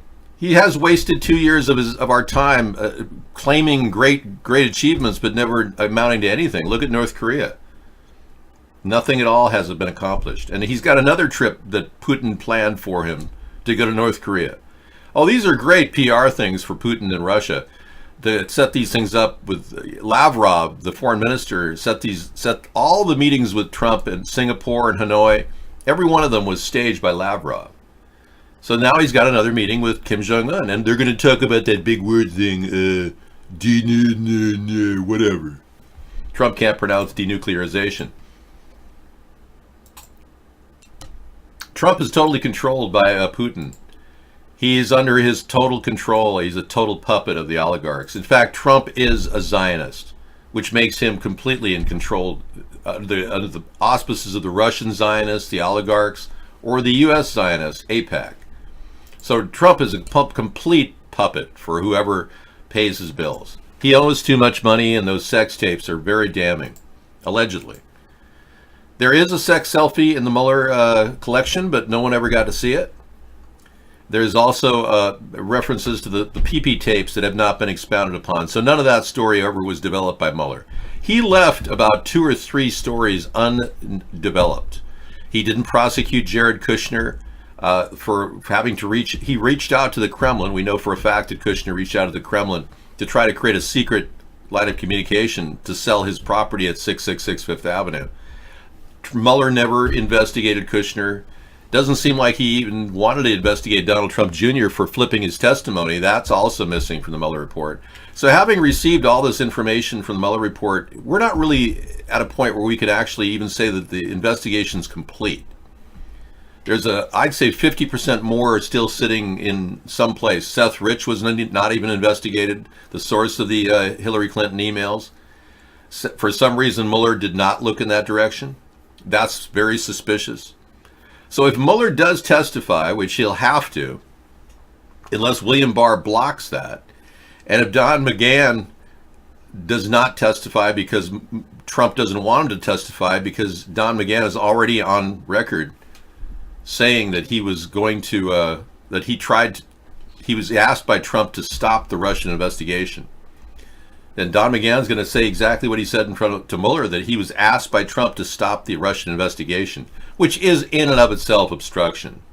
The intent to obstruct is the same as obstruction. And I don't know where Mueller went to law school, but it doesn't seem like he did. I think he's a career police officer. Yeah, it seems like Mueller doesn't have a case development in progress. So what Nadler is going to do as a lead on the Congress is he's going to definitely look into contempt charges against William Barr, which will put this whole thing into a backspin. And all you Republicans who are sitting there thinking everything's just cozy and peachy are going to see this entire ball of vomit fall right on top of your head. Every Republican out there who's sitting there thinking, well, Trump is unimpeachable. You're going to see and eat your own crow so hard, you're going to be vomiting your own vomit after you eat it. It's not going to look good, but here I am predicting the future again. I've been 100% accurate for the past 7 years now. But you go ahead and believe. Do you support USA trying to remove Maduro in Venezuela? Absolutely not. I don't support the economic hit on Venezuela. That's absurd. Our country needs to separate from the New World Order. We need to get Putin out of our government and get the Russian oligarchs out of our government who also represent the New World Order. The very same people that pay Putin all that money he made are the very same people that are paying Donald Trump to cover his ass financially, because Trump is deep in debt. And the more he tries to cover his ass, the more we can see he's pooping out in all directions. Trump is purposely getting lawyers to stop any investigation into the Deutsche Bank connection, which is a money laundering connection. Trump is trying to stop all of his 10 years of tax returns from anyone seeing. How is that possible when he promised us, oh, he'll gladly show you all my tax returns, no problem? He lied. Now, William Barr had lied.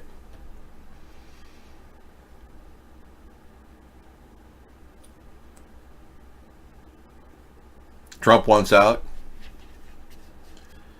The game was found out. Trump wants out, but he can't. He's tied into re-election because if he gets out, he'll be prosecuted in New York for multiple crimes. So Trump has to run for re-election. Trump's best shot is to run for re-election and run with me as his vice president. Yeah, that would be his best move. Then we could do a Gerald Ford-Nixon relationship. No, I have not donated sperm to Venezuela. Are they asking for sperm donations? I didn't think that was on their agenda.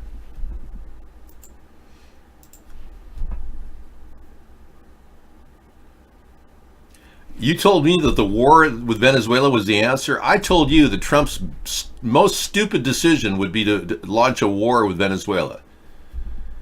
All it does is sidetrack us and distract us. Trump is going to be in need of a distraction, though. I agree. It's coming. War with Venezuela would definitely make that distraction. But his phone call with Putin today assured us that nothing with Venezuela is going to start up. So he's acting like that's a safety zone for us.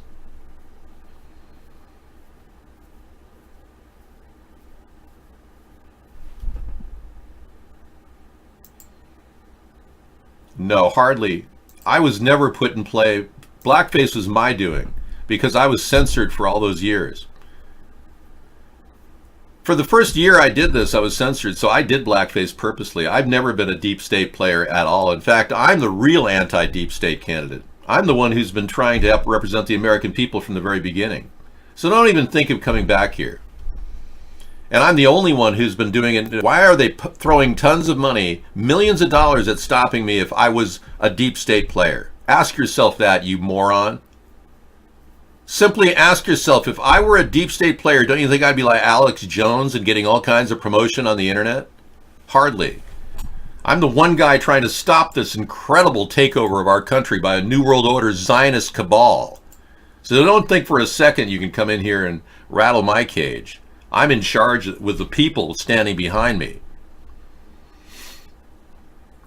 I don't know. Native Americans could claim that Navajo was a Native American language. I don't think making America's English the official language is something that has to be anything greater than just eliminating foreign languages from our immigration documentation. Anybody who wants to apply for citizenship would have to do it in English. I think that's a big plus in the right direction, but making it an official language enforced is ridiculous. Putting it in all our documents as an official language makes sense because it eliminates the amount of paperwork and burden of writing and delivery. Everything is simplified that way.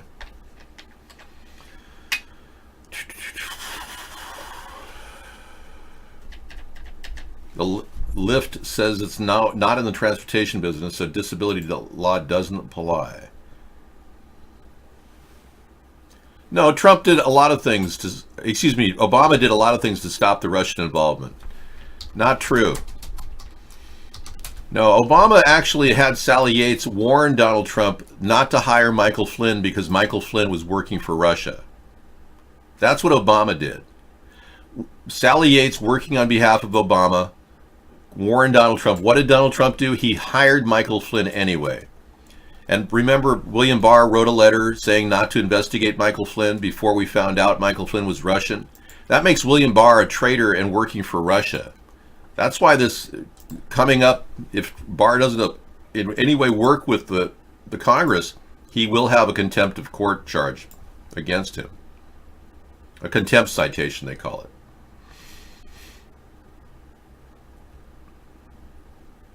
So Lyft, the company, argues it should not be subject to the American with Disabilities Act and is fighting with federal class action lawsuit filed in Westchester County on the grounds that it's not in the transportation business. It's an argument long employed by app-based companies like Lyft and Uber, and it's one that experts in the field continue to scoff at. Yeah.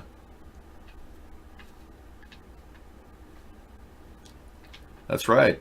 Passengers should still be able to get Lyft cars if they have a wheelchair. They should be in compliance with U.S. law if they're going to practice here. Uber, by the way, doesn't carry any insurance on their drivers. Their drivers have to carry their insurance. That's a huge liability issue, and I don't believe Uber should be allowed to operate in the U.S. if they can't ensure that their drivers are insured. So Lyft would have the same thing apply to them as well. I don't blame Albania for banning Uber, because they're not a taxi, and they're acting like a taxi, but they don't have any insurance. Exactly. That's my point too. You know, I would have gladly started a taxi business in my area if there wasn't an insurance requirement for 25 years when I was, starting businesses. The obstacle of getting insurance on a taxi is pretty high, but Uber just completely sidestepped it and acts like it's no big deal. I support the coal industry. There's believe it or not, there's over 700,000 coal workers in America. And I believe that the coal industry needs to have much better accommodations. We're going to need coal well into the future. I support wind power and solar as well, but coal is a big part of our energy proven reserves. And if we don't look at that as a viable thing for the future, we'd be shooting ourselves in the foot. The conditions of coal workers should be much better. We should actually offer the industry workups that make sense for them, like air-conditioned rooms underground, where they can actually get a break for 40 minutes every 2 hours. Because working with a face mask, mining coal, is not an easy job. It's one of the hardest jobs in the world. And your tendency is to take the face mask off because you're sweating through the face mask. These guys need a break every 2 hours, minimum, for like 40 minutes to unwind. Air conditioning is important, but moreover, filtration. Air filtration will be purified air down there. I want to retrofit the industry. The coal companies shouldn't have to incur this expense. I want the government to step in here. Peabody Coal, United Coal, they shouldn't have to face the expense. However, we now have a coal mining operation in West Virginia run by the National Chinese. And I don't know what we're going to do with that, but I'll protect American coal companies.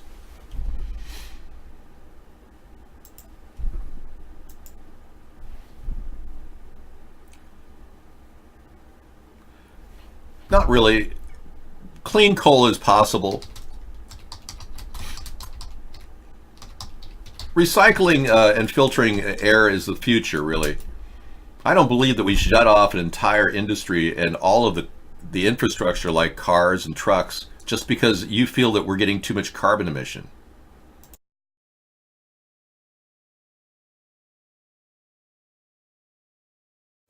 Excuse me. On that note, I sneezed. But I'm not the only one talking about ideas like this. I mean, Abraham Lincoln was concerned about coal as well. Now the coal industry will have my full support. I want to thank everyone for coming back to the show after I died back in the 1800s, and the show must go on. But no, seriously. I would never turn my back on the oil industry either. We need to filter the effluent coming out of mufflers and smokestacks. It's that simple.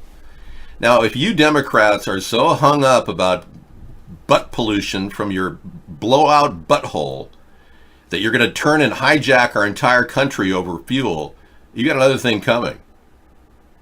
Yeah. Flatulence is not our biggest problem. And the Democrats, Republicans won't even face up to the simple fact that we've got air pollution coming from chemtrails that really pose a big problem. How can you ignore this? How can you ignore them dumping chemicals on our head? And how can you even be a Democrat when they won't even acknowledge that this geoengineering is happening daily? Now, Republicans are completely oblivious too, and they don't even think climate change is happening. Yeah, I talk about the blimp plane on Wednesdays and Thursdays, Max. You missed it. So here we are being dumped on by massive amounts of chemical pollution, and they want us to believe that the carbon in our fuel tank and in our diesel trucks are causing irreparable damage to the environment. Ironically, diesel has the lowest amount of carbon emissions in terms of atmospheric carbon emissions. Carbon emissions from diesel are really dangerous, but they land within 2 minutes, they're on the ground. They're that thick. Whereas the aerosol transmissions, and even this has been done back in 1946, this film is a stock war footage. They've been dumping chemicals in the air. That's the real culprit here, not our own butt pollution. Now, you'll be hearing a lot of Democrats talk about how we have to eliminate cars and planes and blah, blah, blah, blah, blah. None of these people have ever built our economy up. None of these people understand that they themselves are driving to work mostly in gas-operated cars. It's absurd to think we're going to immediately change over and have a new Green Deal, which would cost us $40 trillion minimum, which we can't even muster even half of that to pay back our debt. So let's face it. The Democrats are fiscally irresponsible, and the Republicans are fiscally immoral, giving so much power to corporations, acting like that's somehow going to trickle down to the common man. It makes me sick to think that Republicans and Democrats are both colluding with these New World Order puppet players out there, these people that control our government, like Putin, like George Soros, like Henry Kissinger.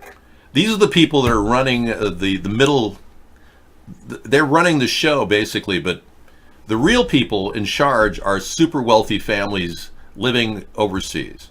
They say that 13 families run the world and control the monetary system. And if you don't look at the Rothschilds as being one of the key families that do that, then you're missing the whole picture. Our entire government is being run by the Rothschilds monetarily. The Vatican banks with the Rothschilds. They own the world. They have over 160 banks that they own. One of them is the Federal Reserve, the very company, private company that runs our monetary system. So don't think for a second we have control over anything at this point. Our elections are rigged. Our politicians are sellouts. They're doing it for money. Now, if you don't get a person who's unviable like me into the presidency, you're going to be forced to do whatever they tell you to do and become like the Jews were in the Hitler's time, carted off to concentration camps. That will be your future. I'm just telling you in advance so you know. Without an unviable presidential candidate, you are stuck with whatever they want to throw at you. And they've thrown Obama at us, who is totally viable. He and his wife or husband, whatever you want to call it, make $10 million a year. And they have lots of money snaked away. That's right. Every one of them is on the take. Trump especially. Trump has got debt up the yin-yang. He has to pay $30 million out a month. We can't possibly push nuclear energy at a small level across the nation. There's the Bloom box, which is the size of a car battery that'll run your house on energy for 1 year, but it costs over $5,000. So your energy costs are less if you just hook up to the grid. But nuclear power is something that is actually pretty unclear. Yeah, nuclear is unclear. We don't even have control over our spent fuel rods right now. They're still seen as a resource by the people who own them. So that's why our country has never tried to get rid of the nuclear waste depositories. We virtually have tons of nuclear waste we haven't gotten rid of. So to promote nuclear like the Republicans does is absurd. No, you don't get me at all. We don't support bad words in the show. If you ever hear bad words, we don't support that. And when I click on links, I erase them from my recorded broadcast. So we don't ever record or upload bad words. So if you ever hear anything on the show in our live broadcast, we always cut it out. We get people posting links all the time in our show, and sometimes they'll throw in that. NASA says fraudulent supplier caused it to lose 2 climate satellites, wasting over $700 million. Oh, really? So NASA's blaming the world on that. That's nice. Metal fraud cost NASA 2 satellites worth $700 million. Oh, that's nice. I'm glad they checked their suppliers. See, this is NASA incompetence, basically. Choosing to buy from some supplier that it can't produce and giving them $700 million. Who gives somebody $700 million without actually seeing the product? NASA. NASA does. Well, yeah, who says the satellites even existed? Maybe they're just trying to collect on an insurance scam. Yeah, kind of like what happened with the Notre Dame Cathedral. Remember that? Yeah. How about that concept? Notre Dame could actually really benefit from a brand new approach toward their fixing their burnt out cathedral. I heard last night that 10 days before the Notre Dame fire, they had removed a bunch of statues from the top, which implies foreknowledge. Wasn't this a great idea to put a plastic dome over it? This is my idea. Yeah, make it a golden eyeball. I think the Illuminati would like that. They could create an eyeball over it. There you go. Yeah, get the Illuminati to get in on the whole concept. Sure. The N-word came in through a link that came through our show. We removed it immediately. We never... Yeah, that will be removed in the recorded broadcast. We can't always trust our links, but yeah, great idea. Just like a giant eye. And there you go. Now you're thinking like a real Illuminati person there.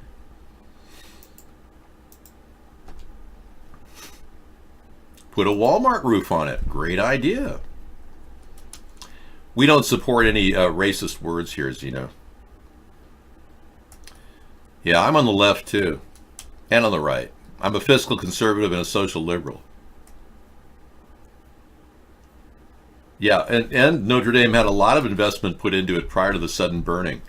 It looks more and more like the Notre Dame Cathedral fire was a simple arson attack for insurance. I mean, what other organization gets $600 million in 2 days from rich donors? France is obviously hurting for capital. Their economy's suffering. Macron is a simple money man from the Rothschild family. So yeah, what better than arson? And then they claimed that there was some sort of an electrical fire, but the electrician that laid all of this redundant equipment was on the news the next day in France talking about how it was impossible for any kind of an electrical shortage to start the fire. And we had photographs of people dropping canisters of fire into like holes in the ventilation system. We had photographs, roof photographs, but oh no, the French government's decided that this is definitely not arson. It was an electrical fire. And you can't find that video of that guy talking in France anymore. They pulled it off the air. They burned it. It's completely wiped out. The expert on the entire security and fire system was completely shut down.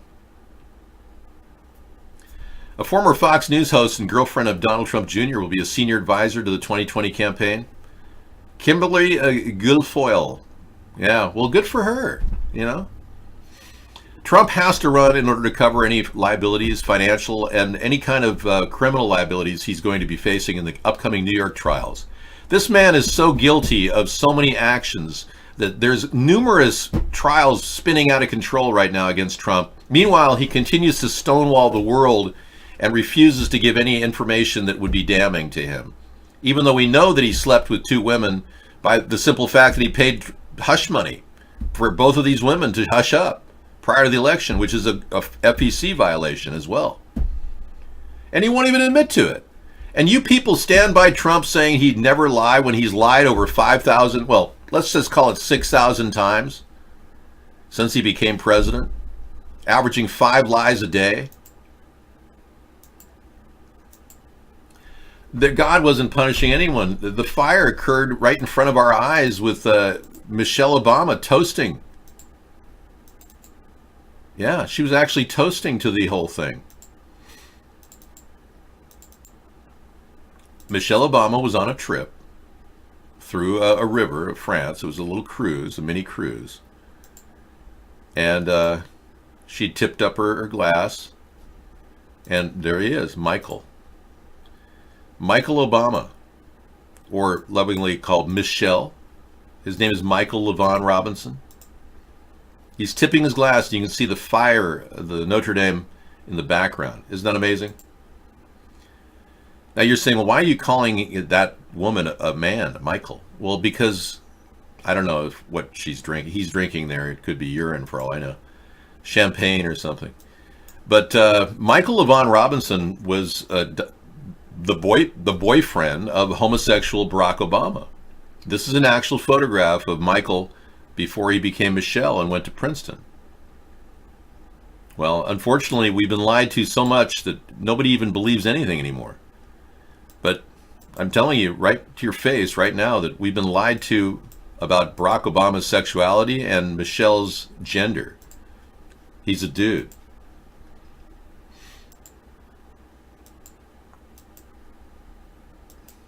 I'm not here to comment about religion, Xenu.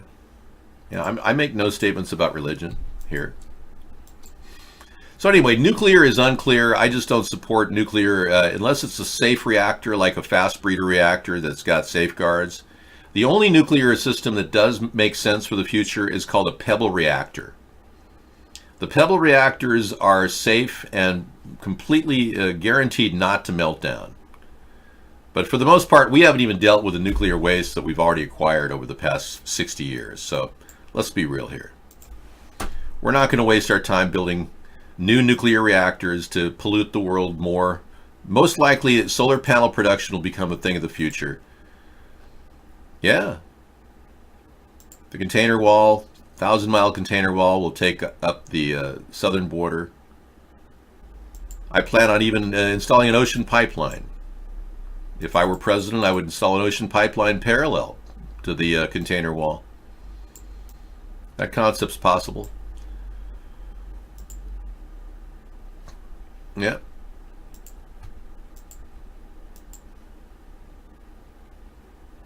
Canadian reactors are the safest in the world. Yeah, but they keep producing spent fuel. And Canada is not doing anything with it either other than storing it. Thanks. Yeah, well, it's this side right now, and, it might be something later. Hair is totally under control. Yeah. Okay, we're going to go ahead and break into a story about Donald Trump's obsession with pseudoscience. Let's take a look at Yahoo. Yeah, he really likes pseudoscience, considering he doesn't understand climate change.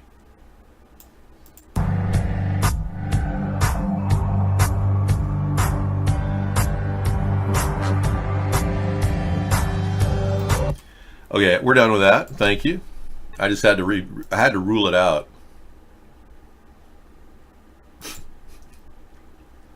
Yeah, I can't possibly, give you more time than that. Omar partially blames U.S. for devastation in Venezuela, drawing Pence's pushback. Yeah, well, Omar is the only one, ironically, speaking out about the economic hit against Venezuela. It takes a woman who married her brother to become a U.S. citizen.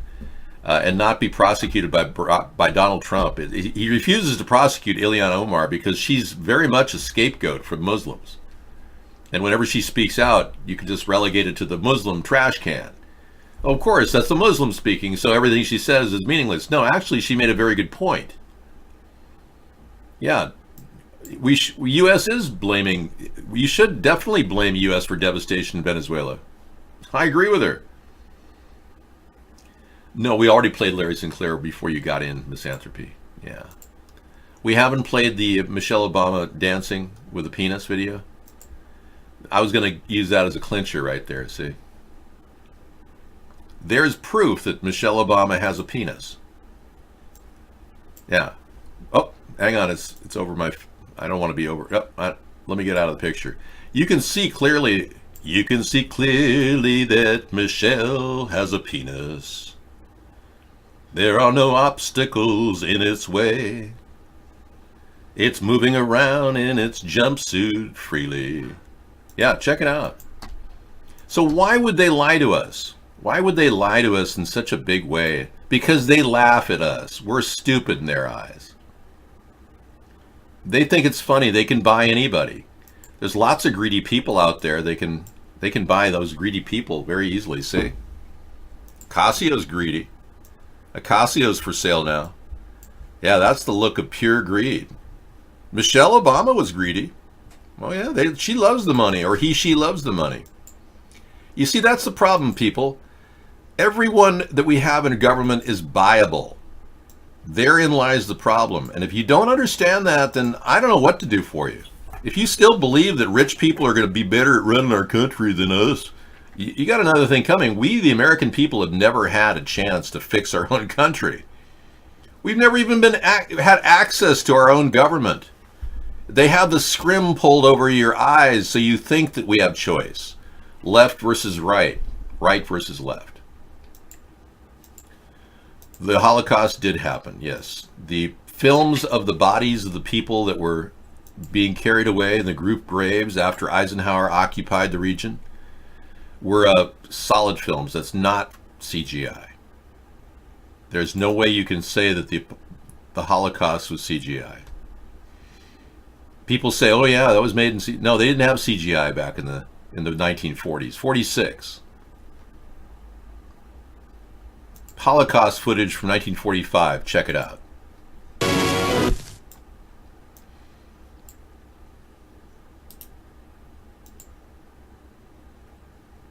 This was Buchenwald. Visited Buchenwald concentration camp.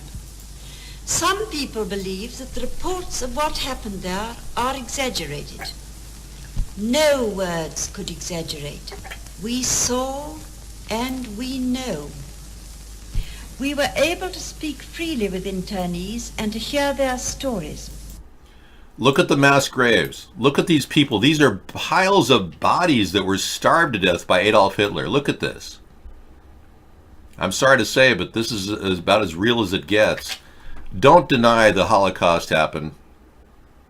No, Israel, the plan to create Israel was actually the Balfour Agreement. It came out in 1917.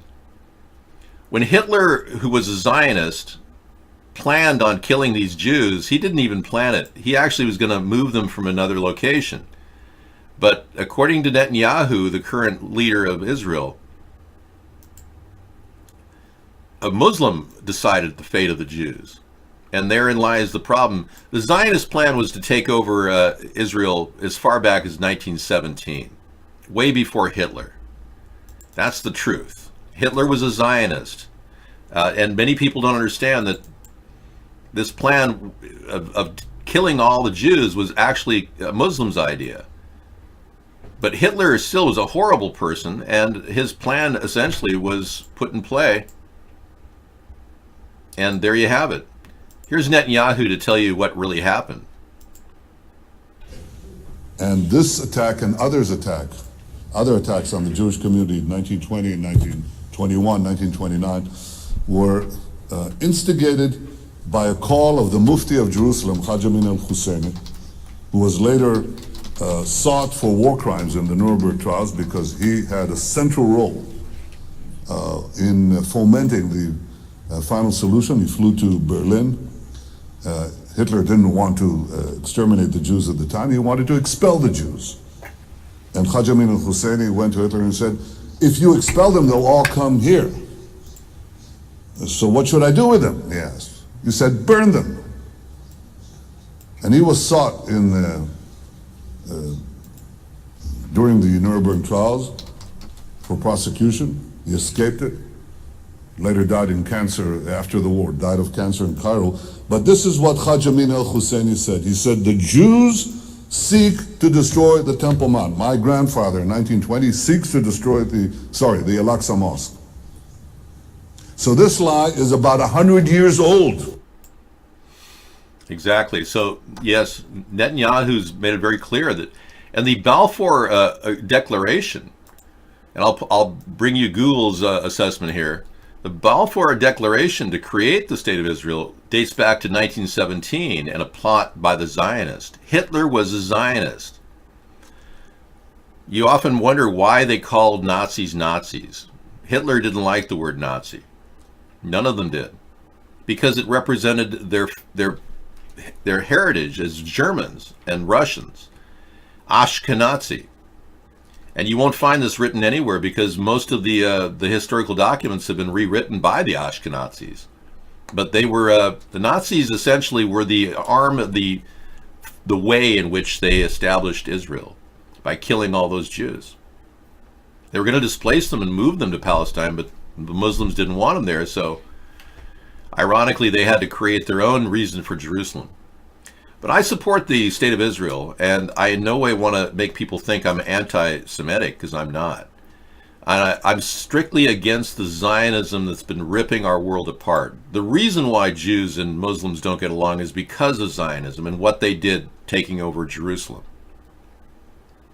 Now, it takes a lot for a standard white Anglo-Saxon Protestant Catholic to understand this, because most of us aren't, born into the culture where they talk about it. But the reality is this entire aggression between Jews and Muslims has been created. It's an attempt to divide the world, and it's been very effective for the Zionists as a tool as they further try to take over the world. Now, I don't want powerful elitists like the Rothschilds dictating U.S. policy. And this is why I'm building a third party, because I know that the Democrats and Republicans are taken over by these powerful moneyed interests like AIPAC. Warren Buffett's already planned to divert all of his assets in various directions. His son doesn't want to take over the business. Apparently he's going to divest his assets into the pool. It's not the first time an oligarch or a very wealthy person would divest their assets. J.P. Morgan. There's no J.P. Morgan children in charge of any of their operations. J.P. Morgan, his whole family is separated completely from the business. Morgan Stanley, there's nobody there that's even related to the business anymore. It oftentimes happens that somebody who is a front man for the Rothschilds, like J.P. Morgan was, just disappears as the front man. Yeah, that's all he ever was, J.P. Morgan. The Rothschilds have been running operations throughout the United States. They funded the rise of Hitler so that they could create the Balfour Declaration. That's how Hitler gained so much support so quickly in Germany. It wasn't his great speaking skills. Right, yeah, this is, when I come back from the show at 8:30, I change parts. So this is the part this way, and when I come back, I move to the other side. You see the whole different look. I do this every night, in case you didn't know. Most every night I part it from side to side. So there's always this side and then the other side to make it, mix it up, make it different. Yeah, so those of you who are obsessed with hair can see something different after the 8:45 switchover. Now, I don't even know how Elon Musk has hair. Elon Musk was going bald a few years ago. Yeah. Nobody can understand how this guy who could barely, how did he go from desperately needing the hair club for men to a guy who's got a head of hair, You got to wonder.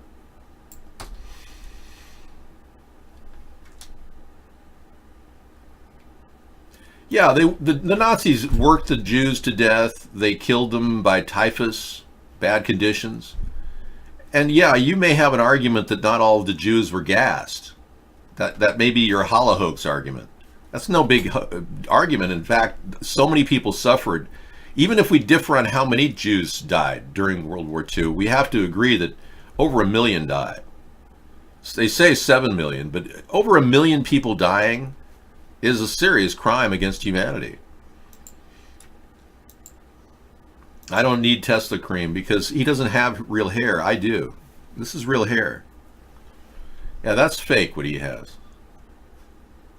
Yeah, that's some sort of a weird fake hair. So the Balfour Declaration to create Israel happened in 1917. It was an attempt to create a national home for the Jewish people in Palestine, and it essentially overtook all these people that were taken from their homes in Israel, what is now Tel Aviv and other areas. Those people were occupying, Palestinians occupied those areas. So to say that the Holocaust didn't happen is absurd. This is real film that before computer graphics and CGI. Do believe me when I tell you that the reality was indescribably worse than these pictures. You cannot photograph suffering, only its results. In pictures you have no smell of disease and death. So there you have it. Proof right in front of your very eyes of dead people. You don't see that anymore, with all these different false flags that are happening, the terrible terrorism that's happening in America. NPR did a study. They found out that out of 240 gun crimes in elementary schools and high schools, only 11 of them were actually real. Isn't that amazing? So they're lying to us about all these school terrorism attacks. NPR researched all the shootings, and they found only 11 of them were real. Here's the proof. NPR radio. Check it out. I give you links to back everything up here. Don't worry. We've got full control over the truth, that's for sure. We got a better handle on it, I should say. Not control, but a better handle on the truth. Because we get lied to all the time. School shootings and terrorist attacks happening day and night all over the world. Recent North Carolina shooting, not one body shown. I'm aware of the Armenian genocide, yep. Just as much as I am about the way I comb my hair. Thank you. So this article is called The School Shootings That Weren't. It's from last year. But NPR was even kicked off Facebook for making these statements. But they did the research, and they found that nearly 240 schools, only 11 in 1 year, had real shootings.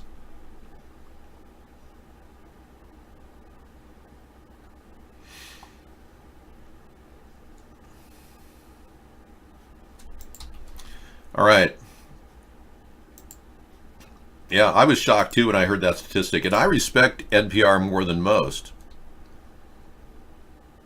But I don't really like the government funding NPR. I think that's kind of a joke, because NPR gets a tremendous amount of funding from ultra-liberal people who give all their assets to the NPR.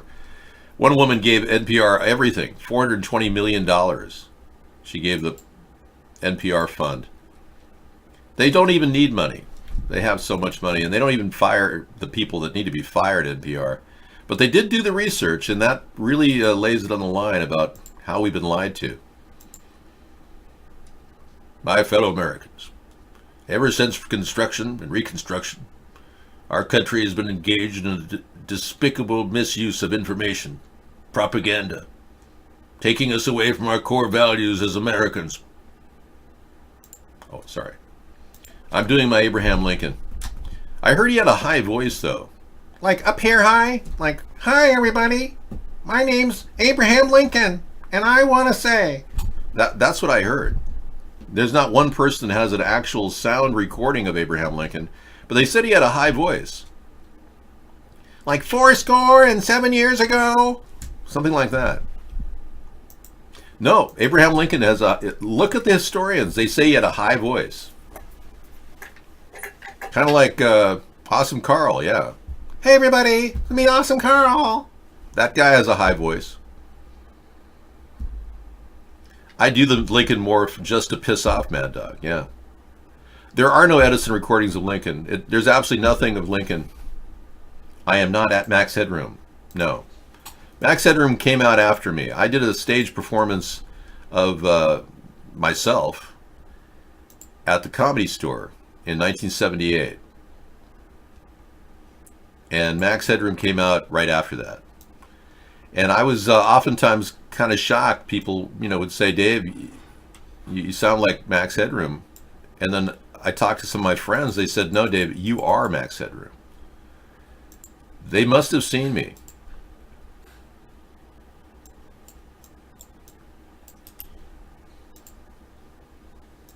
einen deutschen Restaurant. He switched voices all the time. It was kind of funny. I am not 5G. You saw the whole Max Headroom, a DVD at Walmart. You should have bought it. Yeah, it's worth it. Now, the vaccines are being pushed by the Democrats big time, and many people are questioning the quality of the vaccinations, the dangers of thimerosal, mercury, squalene, even Roundup. The product Roundup or glyphosate has been found in vaccines because they use gelatin as a colloidal suspension. So Roundup would get in the gelatin because it comes from the hoofs of animals, right? Many people are just against vaccinations right now because they're not safe. But now the MMR vaccine licensing has been called into question following ICANN's latest Freedom of Information exposure of the FDA cover-up. Everyone's saying that Robert F. Kennedy Jr. doesn't know what he's talking about. He's not a scientist. Robert F. Kennedy Jr. uncovered, as a representative of our government right now, has uncovered that the vaccines don't even test their contraindications, how they interact with each other.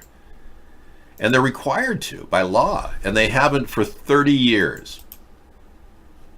It doesn't surprise me that this is gaining ground. This is the guy behind the network, the ICANN network.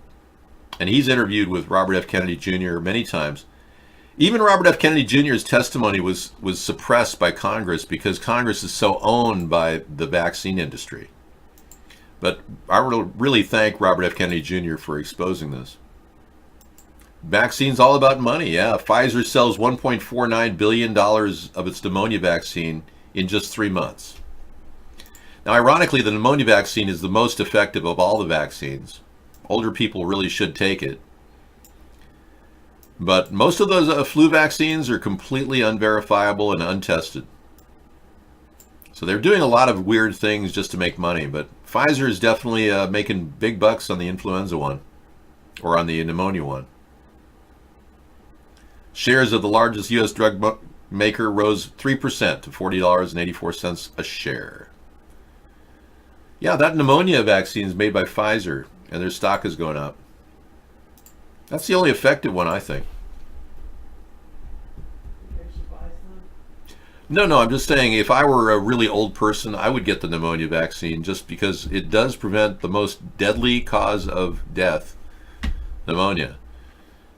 Most people die from pneumonia because their body's immune system is weakened from chemotherapy or AIDS or you name it. A. Spade says he's had 3 blood pressure medications recalled for cancer. How does that happen 3 times over 3 years? Yeah. Because a lot of these stage 3 and stage 4 trials are not complete. They're not checking all the aspects of the effects of these medications.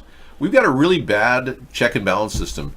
CDC and the FDA are mostly working for corporations, not for our safety. And even the 5G network is not being properly tested. Yeah. Yeah, you might want to buy Pfizer if you were looking for investments in pharmaceutical companies. Sarah, you know. Okay. Okay, so I introduced my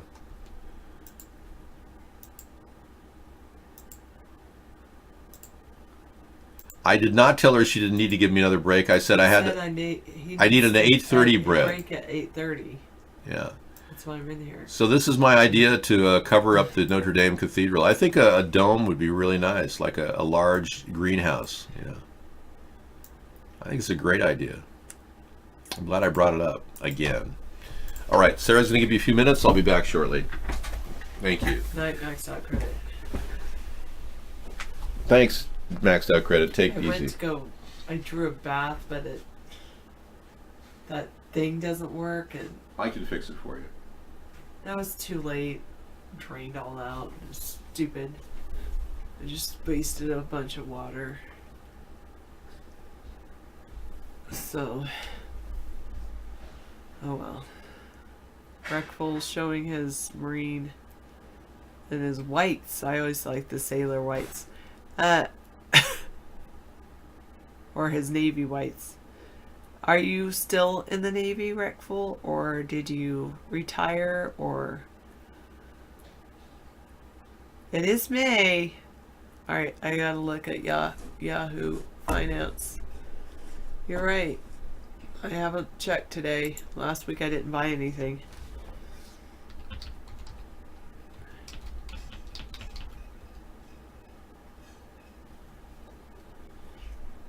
Finance.yahoo.com. I usually do that.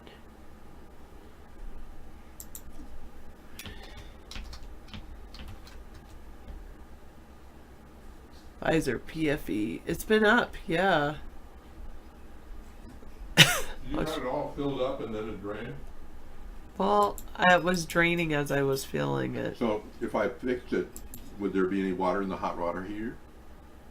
Probably not. Okay. It's not worth it. I won't fix it. You know what I want? I don't like that entire assembly, but that's fine. Yeah, all you have to do is call a plumber and have a new bathtub put in. I just don't understand that assembly. Why isn't it just like a normal drain? It's like all... Anyway, never mind. I've never understood that. It's fine. Alright, so this is Pfizer. It might be on the uptick.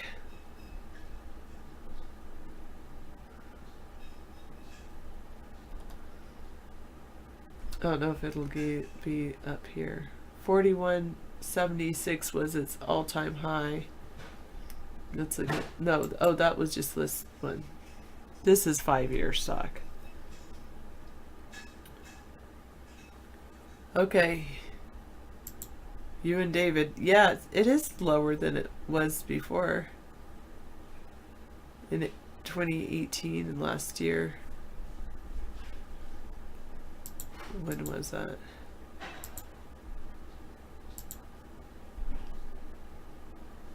$95. Yeah, look at that big jump in 95, 99, 2000. Then of course the stock bubble burst. Now it's on another upswing. It's dropped since September a little bit, but that's probably good.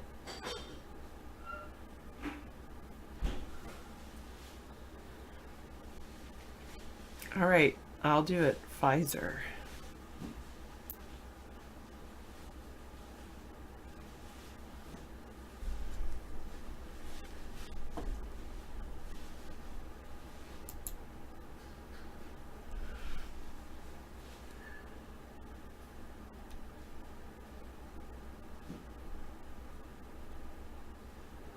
Informed consent action, a new freedom of information to close.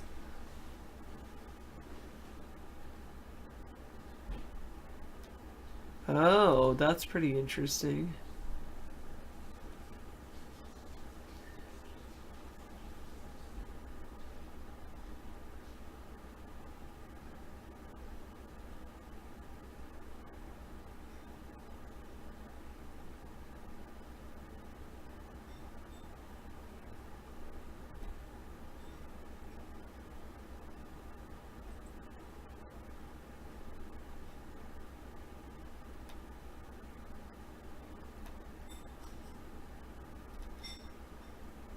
Okay.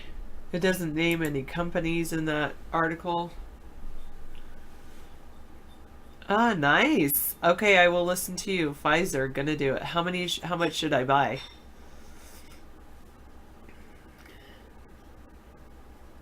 Or how little? Obviously one is gonna cost me $40.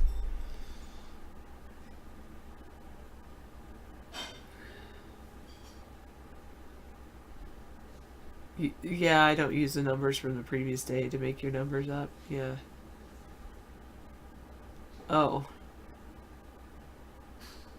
Oh, you cheated? Yeah, that's not good. Then you don't learn anything except you think you can cheat.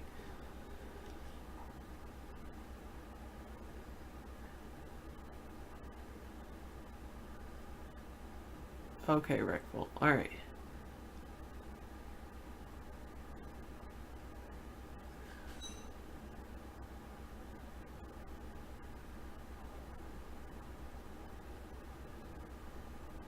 You might be right, Chef Gordon Ramsay.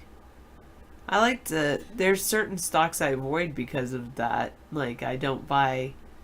They're doing great, but there are certain stocks I won't buy because they're mainly invested in cigarettes.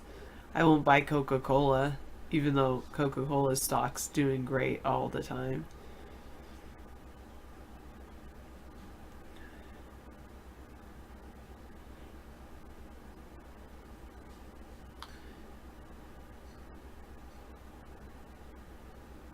It's better than PG Procter & Gamble. It's $106 a stock.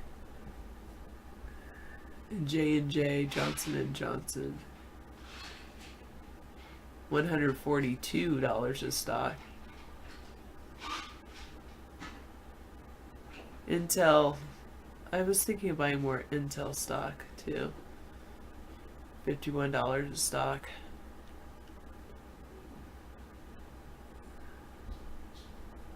I don't know, other than go to a country where prostitution is legal. Maybe that would help you. I don't know.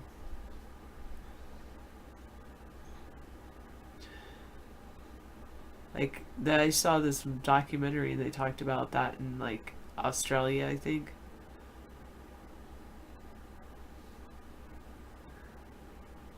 Wow, Joy Boy, yeah, you've lost some money. Well, one thing I read, and I thought it was really good advice, so I've done it. I don't check my stocks every day because I'm in for the long haul, but when I buy stock, I check. And I have like this little book I'm keeping track, and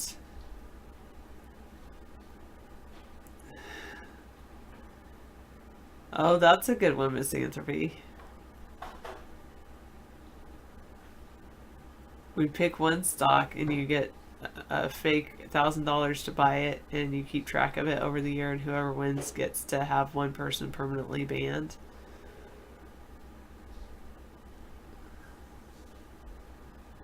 Yes, I did see your Navy picks, Cliff.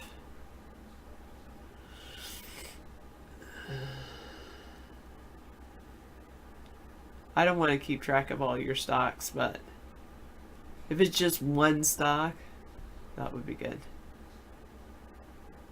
You've never bought stock, but you would either buy it in ATP or Coca-Cola, yeah.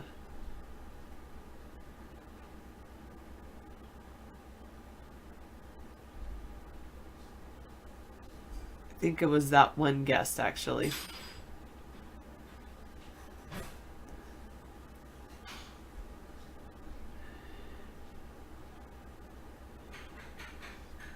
Alright, Pfizer, what is this symbol? PFE.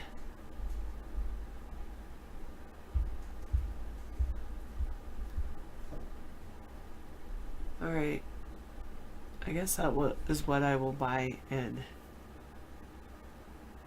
How old are you, Xenu?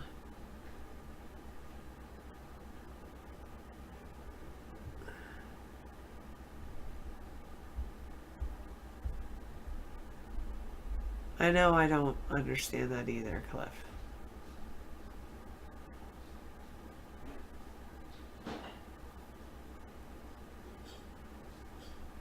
Pfizer?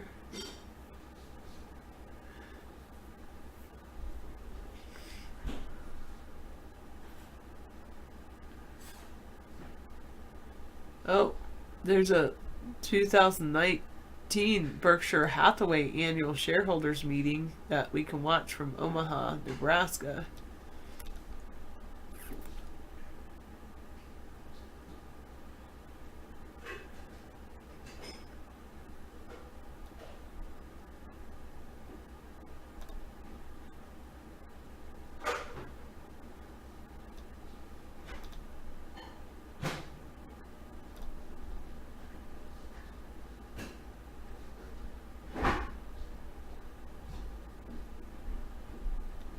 See's Candy is still one of his favorite acquisitions.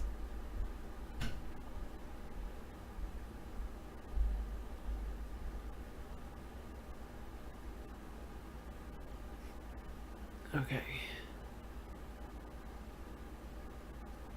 I guess I don't remember what you look like. How old are you?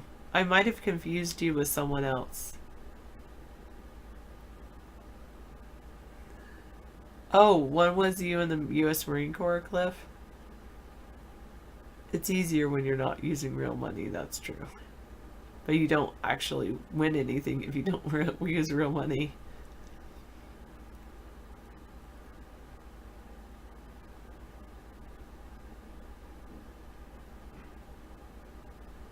You're in your early 20s. Did you show, is that what they're saying? Did you actually do what Antique is saying? Or no? Because I thought I knew you on your... No, never. Do you have a certain type of chair that you sat in?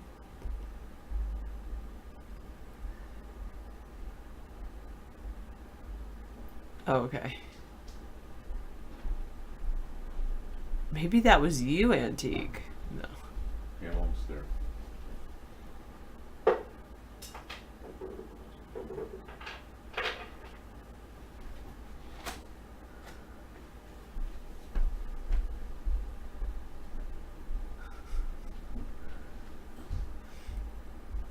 I mean, I've seen some of your videos, Antique, and I wouldn't doubt you would do that. Can we see if they fixed Firefox? How would I know if they fixed Firefox, Misanthropy?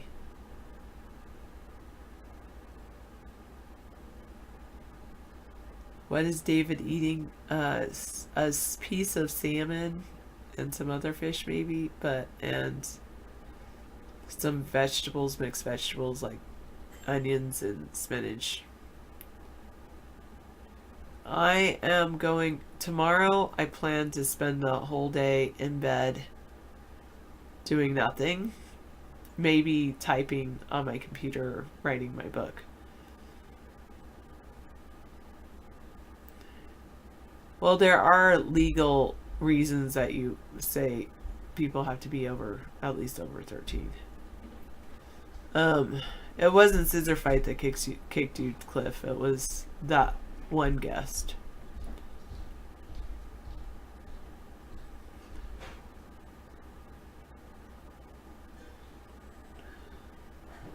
Do I ever want to do something different in my personal life or my professional life?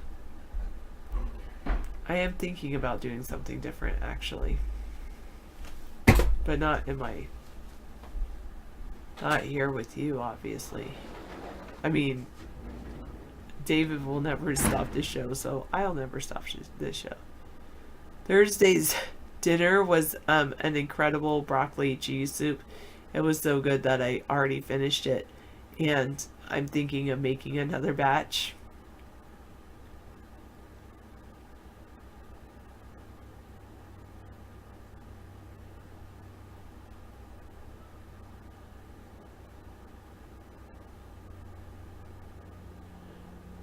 Well, I was thinking that I have found what I want to do for my professional life, and then my friend's like, "Hey, did you see this job posting?"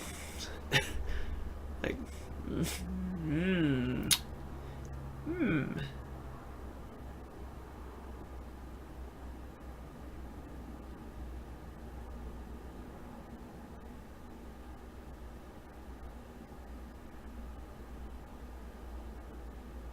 Yes, Cliff, I saw the pictures of you and the Marines.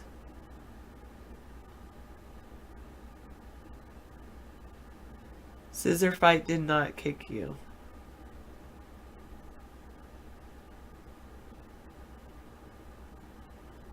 I'm not going to get a second job now. And this job I'd be like, well, it needs to start. It can't start until September. Because I do want to travel this summer. With David, of course. But yeah, I do have plans this summer. Every summer we talk about it. We're like, oh, maybe we'll travel. Maybe we'll travel. Okay, But this summer, I definitely want to travel. You can take a break again. Maybe you take a shower or something later. I did take a shower, but the hot water was, I'd used all the hot water, so I'm waiting for it to Oh. Yeah. Last summer, I was burned out of traveling, but now I think I've got my traveling bug back. Takes a lot of work to travel, but it's great. I call it travel therapy. It's kind of relaxing. You're hitting the open road, and Thursday was a great broccoli cheese, cheddar cheese soup. Incredible. Sarah helped make it. She made it pretty much. I was like, it was so good. We finished it. Now I'm thinking of making a second batch. You certainly can try, yeah. But not right now. No. Right now, I'm just thinking of going and laying down and Get some rest. Watch a show. Yes, exactly that. Enjoy your time off. You work so hard during the week that you need this time just to relax. Yeah. A Blackstone griddle? What's a Blackstone griddle? Get David a Blackstone griddle to take with us. No, it's too heavy. No, I like cooking with hot plates, and I have porcelain, or I have rather enamel. I have enamel cookware that works great on the road. Oh, you're in South Carolina right now? Chicken? Are you traveling? Or are you normally in South Carolina? Never mind. Don't answer that. Or do, but I'm going to leave. Okay, I'm gonna sleep say well. Goodbye, Rest so up. I won't see the answer to your question. That's okay. You need a rest. I do. Thank you. NEO is laying off 70 Bay Area employees, closing San Francisco office. I didn't even know NEO existed. The NEO car company, Chinese electric car company NEO. They're laying off people in San Francisco. Wow. I guess they decided they could make cars in China a lot cheaper. 70 people are going to lose their job at NEO. I didn't even know this car existed. This is amazing. Yeah, electric cars are really kind of a joke, in my opinion. I mean, nobody really wants to run out of gas going down the road. I mean, your electricity runs out, you have to recharge for 12 hours, plug into some wall outlet. Evidence of ripples in the fabric of space found 5 times this month. Oh yeah, the time-space continuum has ripples in it. That's why you get those deja vu experiences. You notice that? Like this show. Every day is a deja vu experience, me doing the show. It seems like I've done this before.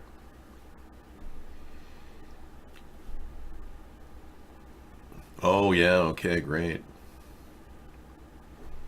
Okay. By detecting gravitational waves on Earth, like they even know what gravity is. That's pretty funny.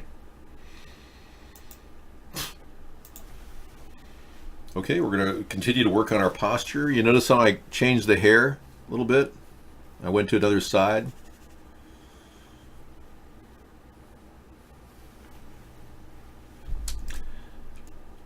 Please don't sexually harass Zeno. He's an incel and he doesn't want to be treated horribly for being an incel. Someday you'll have that first experience, Zeno. He was sexually harassing Sarah? Oh, really? Ticking Time Bags did not do that. He says, I've never engaged in carnal activity at the airport. He's safe.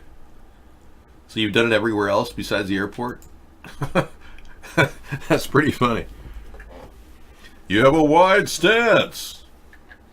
I was simply reaching out for the toilet paper. Remember that Senator Craig when he answered to some accusation he was hitting on some guy in the bathroom? I have a wide stance. If anyone asks you for toilet paper underneath the stall, get the hell out of there. Yeah, don't hand a roll of toilet paper over to anybody. If they go into the stall and they can't find the toilet paper, it's up to them to get out of there and into another stall. It's not your problem. Yeah, don't you hate people entirely? You love hate. So you love hate and hate people. Okay. Joy boy. You're a real joy. You hate people and you love hate. You just hate people. What makes you joy boy? taking weights until he gets on the plane, and then finds someone else on the plane on Grindr, and then meets in the bathroom. Wow, you said that in one sentence, Misanthropy. That was a really good chat. You nailed ticking into the totem pole on that one. Yeah. He'd be in the Mile High Club if he could only get it up.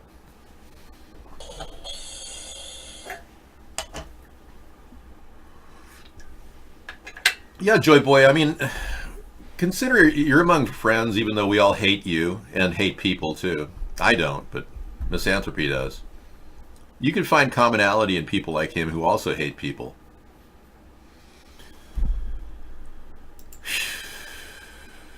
No, don't talk about gayness. I did mention one thing about gayness. I just mentioned the Mile High Club, and you went off with your imagination again. Well, me, I have an imagination to create Notre Dame's dome.